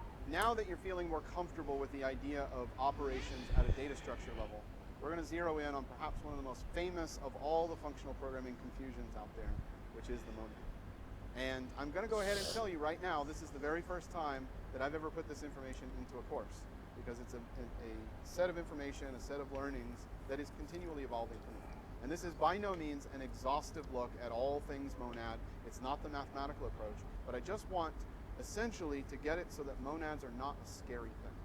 I just want to demystify the concept of a monad, because it is not, as so many people have said, a burrito or an onion or any of these other silly sorts of metaphors. And it's also not some sort of scary concept that we have to run away screaming.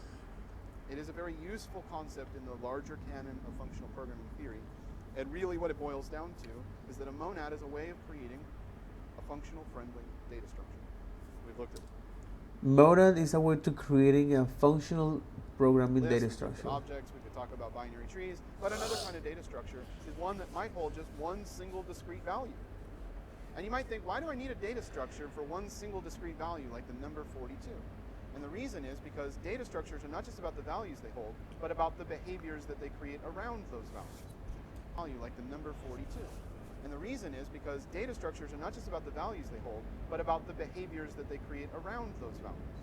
A monad is a wrapper, if you will, around a value with a set of behaviors in it that is going to make that value much easier to interoperate with other values in a very specific kind of a way.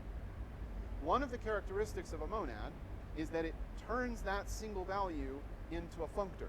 That's not the completeness of a monad, but it does turn that value into a functor. Remember that term? I said it earlier when we were talking about lists, and I said any value where we can map an operation over it is a functor. So if a monad has a map method on it, then So any value that we can map to a this, and I said any value where we can map an operation over it is a functor. okay. Okay. Okay. Any value that we can map to an So operation if a on it. monad has a map method on it, then it's a functor. What might we want to do with a single value in a map? We might want to transform that value into some other value. That's a way of modeling state change. Where I have a value and it becomes another value, we can model value for it is a functor. So if a monad has a map method on it, then it's a functor.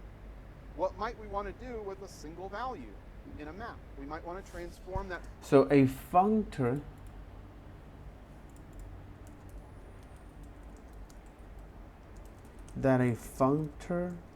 is a value that map to a function.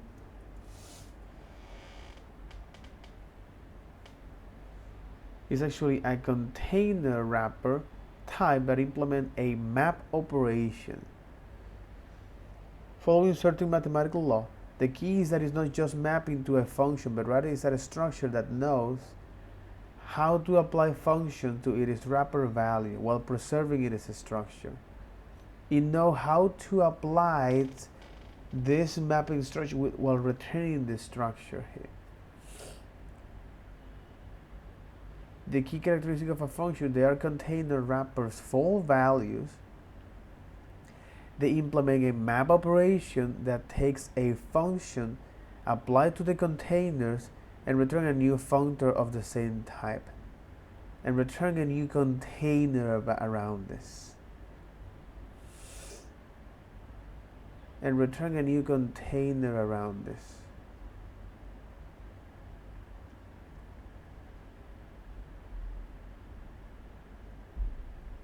Maybe dot off, no, maybe dot off function this value. Oh, and then it returns a new state out of this. Oh shit.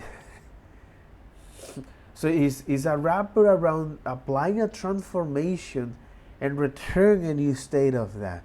Jesus fucking Christ.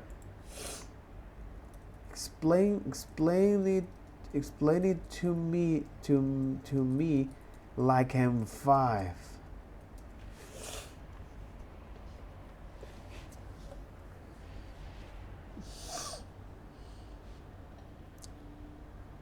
Imagine you have a magical box that your function.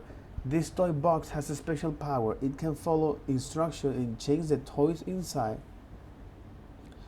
but the toys always stay in the box. Think of like this. The box is a functor, which is a wrapper, a container. The toys inside are the values. The instruction maps are like magic spells that change the toy. But no matter what spells you use, you will still have a toy box.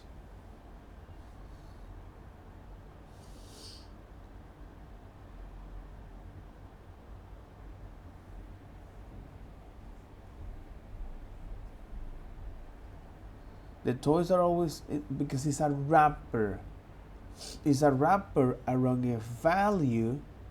Okay, it's a wrapper around a value that we can map, or we can apply some transformations, and anytime we do that, we generate is a new set of structure. That's a way of modeling state change, where I have a value and it becomes another value. This is quite interesting because this is a way of how you can modeling is state change. Okay.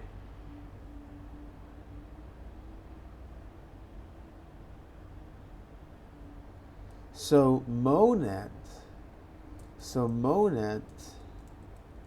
is a way to is a way to represent, is a way to model, is a way to model the state change of a value. Because it's a wrapper. So monad is a way. So monads are a way to model the state change of a value. Why is that?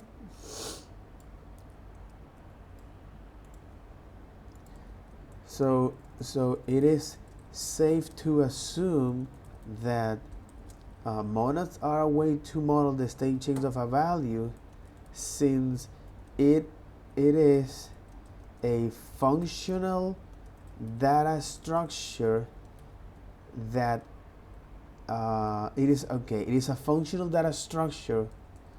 Since it is a functional data structure, in other words, a container, a drawer, in other words, a container, in other words, a drawer, or a drawer. Okay, exactly. In other words, a drawer or container where we can store data and define, where we can store data and apply some transformations and apply transformations and apply transformations to the data and applies transformations to the data and apply transformations to the data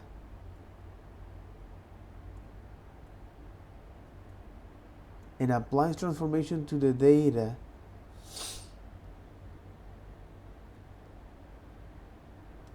by generating a new state, by generating an applied transformation to the data by generating an applied transformation to the data, and the output is a new functional, is a new data structure with the new value. God damn it.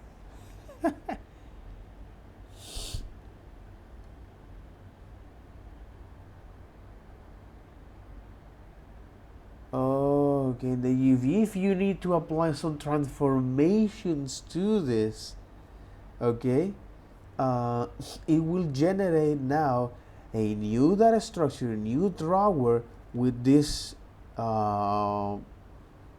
state.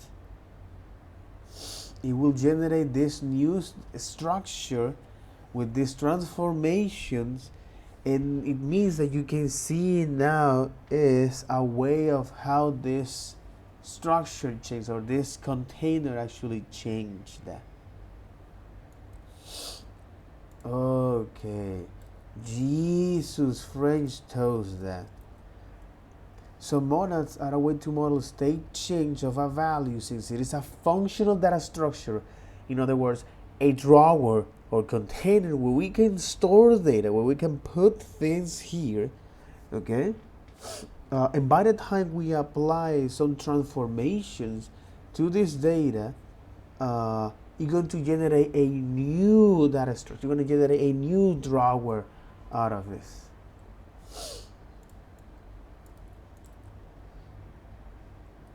And apply to the trend data, and the output is a new data structure with a new value.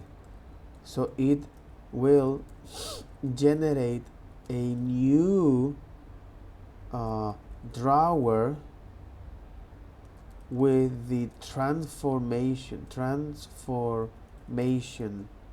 apply.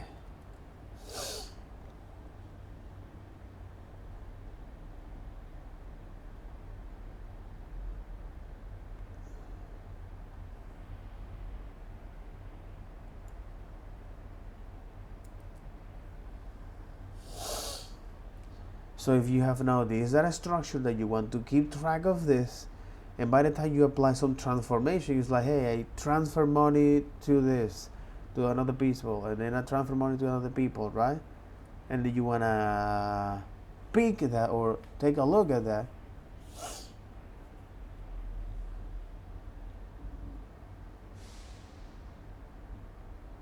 What the transform is going to generate is this new state of that. Say money drawer 100, and you apply to transform with money 2, so you now actually put another $100 here, and then another buck here, and then you want to look at inside of this. Is a more practical approach is this. A more practical example would maybe monad. Transform this to, and then transform this. Okay, transform the u to dot name. So now we're a new drawer with John, and then a new drawer with this uppercase, and then get all else, no name.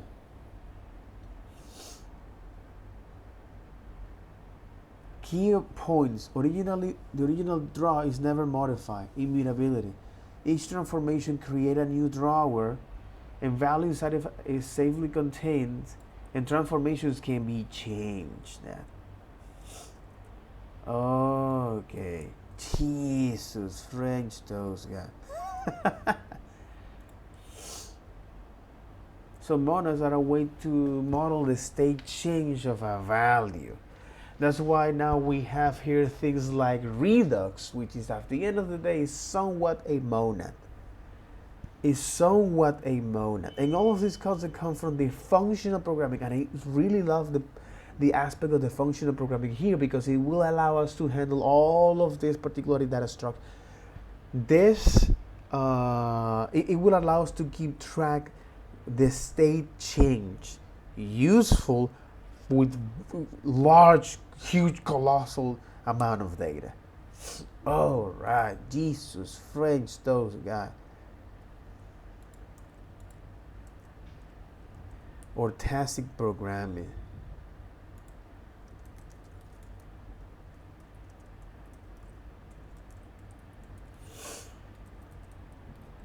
Holy moly, bro.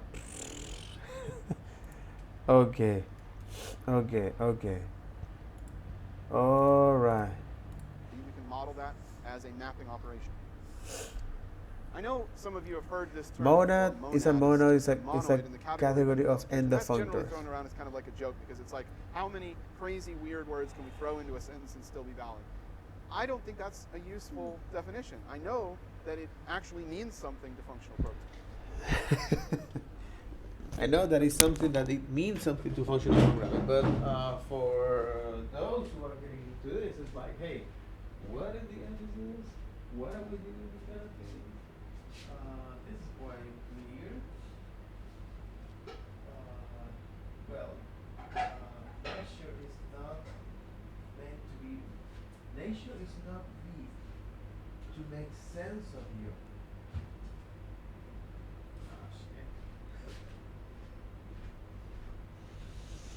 Nature is not meant to make sense of you.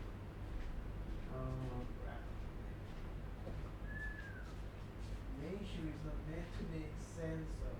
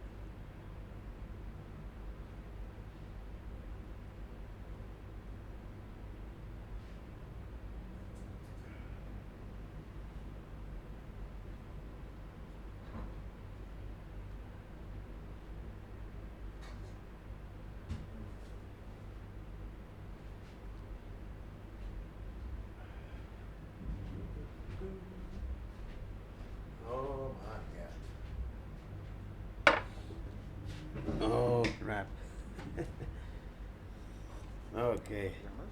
But Oh, I don't think it's a useful definition because So if someone actually tells you what is a monad, for the functional programming context, a monad is a container, it's a drawer where you can put value that it acts as a wrapper around a value that by the time you apply some transformations to this data, it will generate now a new it will generate now a new data structure with those chains applied. So for example, let's say you have now a drawer where you put $100, okay? You close that, and then you open that drawer and you put 150, but now it will generate it's a new drawer for that. So it means that by the time you add another 100 bucks to that 150, it will generate a new drawer. And the whole point of this is that we can have the ability to trace back, to look back at what was generated before. So what was the thing that we applied to this? So a good example of this is Git flow, right? This is a good way of actually think of monads. there's a lot of things that none of us are familiar with. First of all, we barely can understand that a monad is a data structure, and then we throw in monoid, what's that? And then category, oh crap, we're talking about category theory. And now endofunctors? I heard you say functor, but what on earth is an endofunctor? That sounds like a planet in the Star Wars movie, okay? That's not a real thing that we could connect to something that we have any sort of intuition about. So this is a bad definition, but let me try to give you a layman or a more approachable sort of definition. It's just a pattern for pairing some piece of data with a set of predictable behaviors that let it interact with other pairings of data and behavior. In other words, monad. So your definition is that you have now this data structure and a set of predictable behaviors. Okay, you have now a data and a set of predictable behaviors that you can pair with others with data behaviors or monads. Oh, okay. By pairing and by interacting with others, it's like, hey, you can do this sort of this So way monads are of a way to take a model. value and make it behave in such a way that it's going to be predictable with other values that are also monads. It's not actually that scary. It's just a set of formalized techniques for making values easy to interact in a very specific, and it turns out mathematical sort of way. Now, monads in languages like Haskell have a very specific way of looking. When we're in a non-functional programming language like JavaScript, we have to do a bit of interpretation. And there are actually a lot of different ways that I could code up a monad, and different kinds of monads, obviously. But there's a lot of different ways that I could code up a monad. And I just want to tell you right off the bat that I'm definitely being very informal here, as informal as I can do and still be even remotely true to the spirit of a monad. Okay? So this is not code that I want you to go take and put in production and then say, hey everybody, I've got a full-blown monad. You want to use a library that has implemented these things and has all of the, all of the I's dotted and T's crossed in terms of working with stuff. But I just want to illustrate this concept of a monad. And I've got a code snippet here, but you notice I got a bunch of code hidden right now, because what I want you to see, I'm showing you the first of, this is maybe the most basic of the monads that we could talk about, which is called just. It's literally called just. And what just is as a monad is just a wrapper around a single value. Now that single value can be even something like an object or an array. It doesn't have to be the number 42. But from the perspective of the monad, it's a single discrete entity. And you might want to do a thing with a single discrete entity to make it into another single discrete entity wrapped in a monad. Just like with arrays, every time we do a map, we get another array. If you do a monad and you call a map on it, you're going to get another monad. Okay? Same sort of deal here. So you'll notice that a just instance, a monad that is a just monad, has a map method, a chain method, and an AP, an app method. That's it. Those three. There are definitely often more methods on different. It's just about, and whatever that thing returns, we just make another just out of it. Just like in an array map, we have to make a new array. In a monad map, we have to make another monad. And the kind of monad that we're going to make is the kind of monad that we're already in. Arrays make arrays. Objects make objects. Monads make monads. Because of that structure here. So if I had the number 42 and I mapped inside of a monad and I called map on that monad with a mapper function that incremented it, what am I going to get? A monad that has 43 in it. That's all that means, okay? That's the functor nature of a monad, that we can map over that value and produce another monad. Now let's look at chain. Again, chain kind of cutting some corners here. It's not intended to be mathematically accurate. It's just to illustrate the idea here. Chain is oftentimes referred to in other implementations as either bind or sometimes, and I actually prefer, single dimensional or wrapped around if we call a dot app. So here let's make a just of 41. We've now made ourselves a monad called 41. Line 2, let's make a 42 monad that is the mapping from the 41 monad. 42 here is not the number 42, it's a monad wrapped around the number 42. Why? Because dot map always has to return the same kind of data structure as it started. Call dot map on an array, get an array, call it on a monad, you're going to get another monad. All right, well that's fairly straightforward. That's a way of getting one value changed to another. It definitely seems like a lot of pomp and circumstance. When we're used to just being able to do something like +1, it seems like a lot of extra work to be going to. And the only reason you go to this extra work is because these monads have this nice, clean way of working together that is more predictable than just regular old boundaries. They have these mathematical principles that we're trying to opt into. That's why you go to the trouble of using a monad.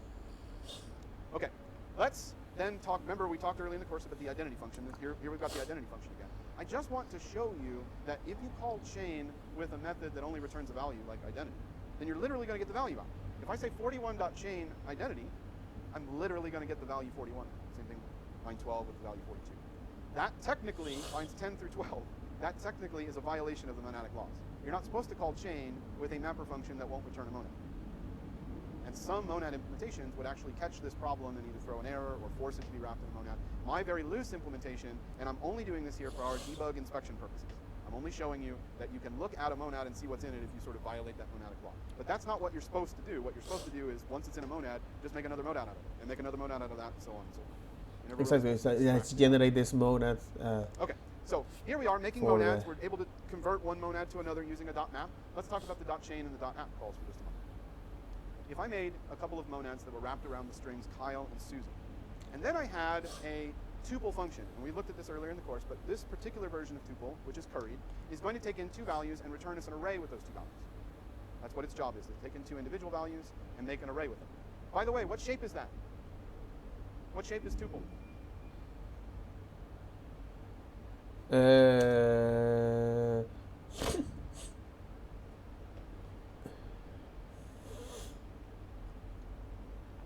So curry is taking. I don't know what curry is doing. Is it two arguments? So currying is a way of how you can transform the input into a single output. All right. Yeah, it's a way of how you can. I'm assuming here is two. Right? If you're using the two maple here, is it two values? What shape have we been talking about over and over and over again when we were talking about all those transducer discussions? What shape is tuple? It looks like a reducer, right? It's a thing that takes two values and makes one value out of it. In this case, it takes two discrete values and makes a two-element array out of it. Mm-hmm. Get used to thinking about every time you see a function, ask yourself, what kind of shape is it? And if I know what kind of shape it is, what kind of usage can I get out of it? Okay, so let's look at the dot app call, because remember I said the dot app is sort of a strange little beast. The dot app call on this line 8 is being called on the result of the dot map call. Exactly, which is now generating is this two values here, x and g. So we're going to take user1 and map it with tuple. What does user1.map with tuple give us?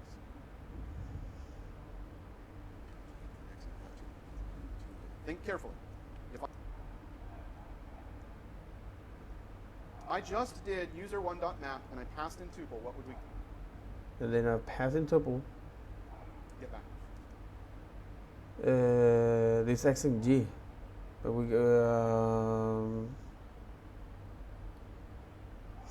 gonna get is now a curring here of x and g. What is the return value of every dot map call? What is the return value of every map call? A new collection? No. It is the data structure type that it was called. It is a data structure. Oh, okay. It's not an array. It's not an array. It's a data structure that was What is the called. return value of every .map call? No. It is the data structure type that it was called upon. It is a data structure that was called upon. If we called array.map, we're going to get an array, but here we are calling what? A monad, bro. We're calling monad.map. So what are we going to get? It's a We're gonna get monad. another monad back. And what is that monad going to have in it? Well, it called tuple with the single value that was inside of user1, which is the string pile. Tuple expects 2 inputs, and it only got called with 1 input. Exactly. So the shape is that. So what is going to come back to be stuck inside of that intermediary monad? A single function that is waiting for one more value. So the monad that we have made with user1.map is a monad that is wrapped around the function that is holding the string pile in its closure. Okay? And then we're going to call .app on that thing. And if you look back in your slides to the previous slide, what does .app do? It's going to call user2.map with the function that's in our temporary monad. So we have one value coming out of user1 into the closure, and then we call .map on another monad, and it provides the second value. And what do we get back from that .app call? That .app call is under the cover as a .map call. So what are we going to get back? We're going to get a monad, we're thank gonna you. get a And what monad. is that monad going to have in it? It's going to have the tuple, thank you very much. It's gonna have If we the call tuple here. users.chain with identity, our little cheating the monadic laws thing, you're going to see the tuple pile. So .app is a way for us to take one value out of a monad, put it into a closure, and then use that as the mapper for the next one. These 3 functions, map, chain, or flat map, or bind, whichever one you want to call it, and .app, those 3 functions have a specific set of ways that they work together that fulfills what are called the 3 monadic laws. And I'm not even going to tell you what the 3 monadic laws are because I don't know what they are, and I'm not a mathematician. But it is important that monads behave according to those laws. If they don't behave according to those laws, all the math is lost. All the benefit of this is lost. There's no point to it unless you're getting all of that mathematical characteristic out of these operations. So that's why you go to the extra trouble to wrap something like the string pile in a monad, is that you're going to get these higher level mathematical principles as you start doing bigger and bigger operations. We're not going to talk about those bigger and bigger operations, partly because I don't even fully understand the bigger operations, and partly because that's not the objective of this discussion. I'm not trying to make you masters of the monad. The only thing I want to show you is that a monad is not some mystical thing that you can't possibly understand. It's just an object wrapped around a value with some specific behaviors on it. Now I want to show you one specific way that people use monads. This is probably the most common of the illustrations out there for the usage of monads. To be honest with you, it's not actually the most compelling of the monads, but it's certainly the most common. And it's called the maybe monad. So let's look at this object called SumObj. It has some properties in it, and I've just, to save space on the slides, I put it all in one line. But you can see there in the comments that we can access the value by saying SumObject.something.else.entirely, and we would get out that value 42. Which works great on this particular object, but what if one of those properties, for whatever reason, was null or undefined? Well, now we're going to get an exception, because we're accessing a property that's undefined. So if We're you've gonna get ever an had the exception problem where- where you thought that you could access some deeply nested property in an object, and then you sometimes got runtime exceptions, you know exactly the use case I'm talking about, which is that you'd like to have some sort of safe way of addressing a nested property, but not throwing exceptions if it's missing. And there are countless numbers of framework and library utilities out there that pull out properties from a nested path and then give you undefined if something's missing or whatever. But this is the canonical example for illustrating the maybe monad. Okay? So we're going to take that same way of accessing a property, and we're going to do it with a monad in a safe way, meaning that it won't throw an exception if one of those property levels has been missing. Here's how we're going to do it. We're going to first define another monad. This one is even less interesting than the just monad. It's called the nothing monad. And you'll notice that nothing just has map, chain, and app methods that just make another nothing. They don't do anything but make more nothings. It's sort of the black hole of behavior, because once you get a nothing monad, nothing else is ever going to come of that. Whether you call .map, .chain, or .app on it, you're just going to keep getting nothing monads. No behavior is ever going to occur. You're never going to execute any mapper functions. You're never going to execute any chain functions. You're never going to execute another monads .map. None of that's ever going to happen. Nothing just becomes this black hole of nothingness. In the case where together and nothing together to make this other kind of a monad called a maybe monad. So notice what maybe is doing. Line 8, I'm putting just and nothing together into an object. And then I defined one other helper method, which I don't even technically need, but it's nice to have. It's a helper method called of. You can say maybe of. Maybe.of is the same thing as calling just. Okay? Now I've defined another utility called from nullable. And that sounds like a little bit of a strange thing. It's because a functional programmer named this. Okay? I didn't name it from nullable, but this is what functional programmers would call this particular kind of thing. And notice what from nullable does. It's sort of an interesting idea. It takes a value, and if that value is null, or in this case undefined since I used the double equals operator, if it's null or undefined, it just vends a nothing.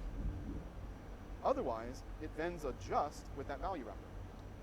So it takes in a value and it decides which of those two monads should I create. Should I create a nothing monad out of that value, or should I create a just monad out of that value? It's lifting it. I would have called it lift. They like to call it from nullable. Okay? It's debatable. I've been having some debates recently. It's debatable whether from nullable is part of maybe each one of the. So with that from nullable, what we can do is a little bit special from the object, the general, and tell it that it's holding the value that it found. That's what prop does. It seems better to me to just be very explicit about it. We know it's a real good value. We want to adjust for it. So let's go ahead and do maybe.of for some object, and then .chain. And notice what .chain is doing. Prop of something makes us a function, doesn't it? Because remember, prop expects two inputs. So prop of something is exactly like earlier when we were doing, in the course when we were doing .map and we said like add of one, we did the curry of a binary function to make it a unary function. Here we're doing a curry of the binary prop function, giving it one of its values, and .chain is being called with that resultant unary function. Oh, it's going to try thing on it. Big old either get my little cheat here to look inside of that monad that we got back. There are either monads, there's the IO monad, and dozens of other sorts of monads.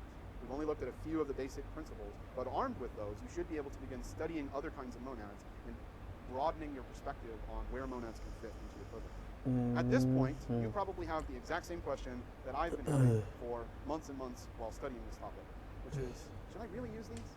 Like, yeah, I get it, it's kind of like clever and cool and interesting, but should I really use them? And my answer, maybe. Maybe you should use them, but at least don't be scared of them. At least be able to see them and recognize them, and maybe understand what they're doing in a program, because you might see somebody else use a monad somewhere, and it shouldn't be that your eyes glaze over and you're like, well, I got nothing to contribute to this stuff. The spirit of us learning these things, of going on this journey, is that we embrace stuff that feels uncomfortable, we embrace stuff that feels weird. That is one of the reasons that I really love about this. It's like we embrace things that actually is allow us to. Someday, each of you on this journey, if you keep going, is going to have that aha moment where a monad is exactly the right solution to something that you're trying to do at that moment. And I'm somewhere in that journey of getting to the point where I can eat, sleep, and breathe this sort of stuff. I'm not there yet, but I can at least articulate some of the benefits, the reasons why you might go about that. Any questions about monads? Yes? You said that the identity here was kind of cheap. How would you get the value out? You don't really get the value out. You just keep making more monads that do whatever you need them to do with it. It's kind of like how in function calls, you don't, why I'm doing it here, Paul, is because Okay. A mathematical thing that you could, like, you in the evolution of the math, at least it is called a function, but Okay. That'll be all for this video. Take care. Bye bye.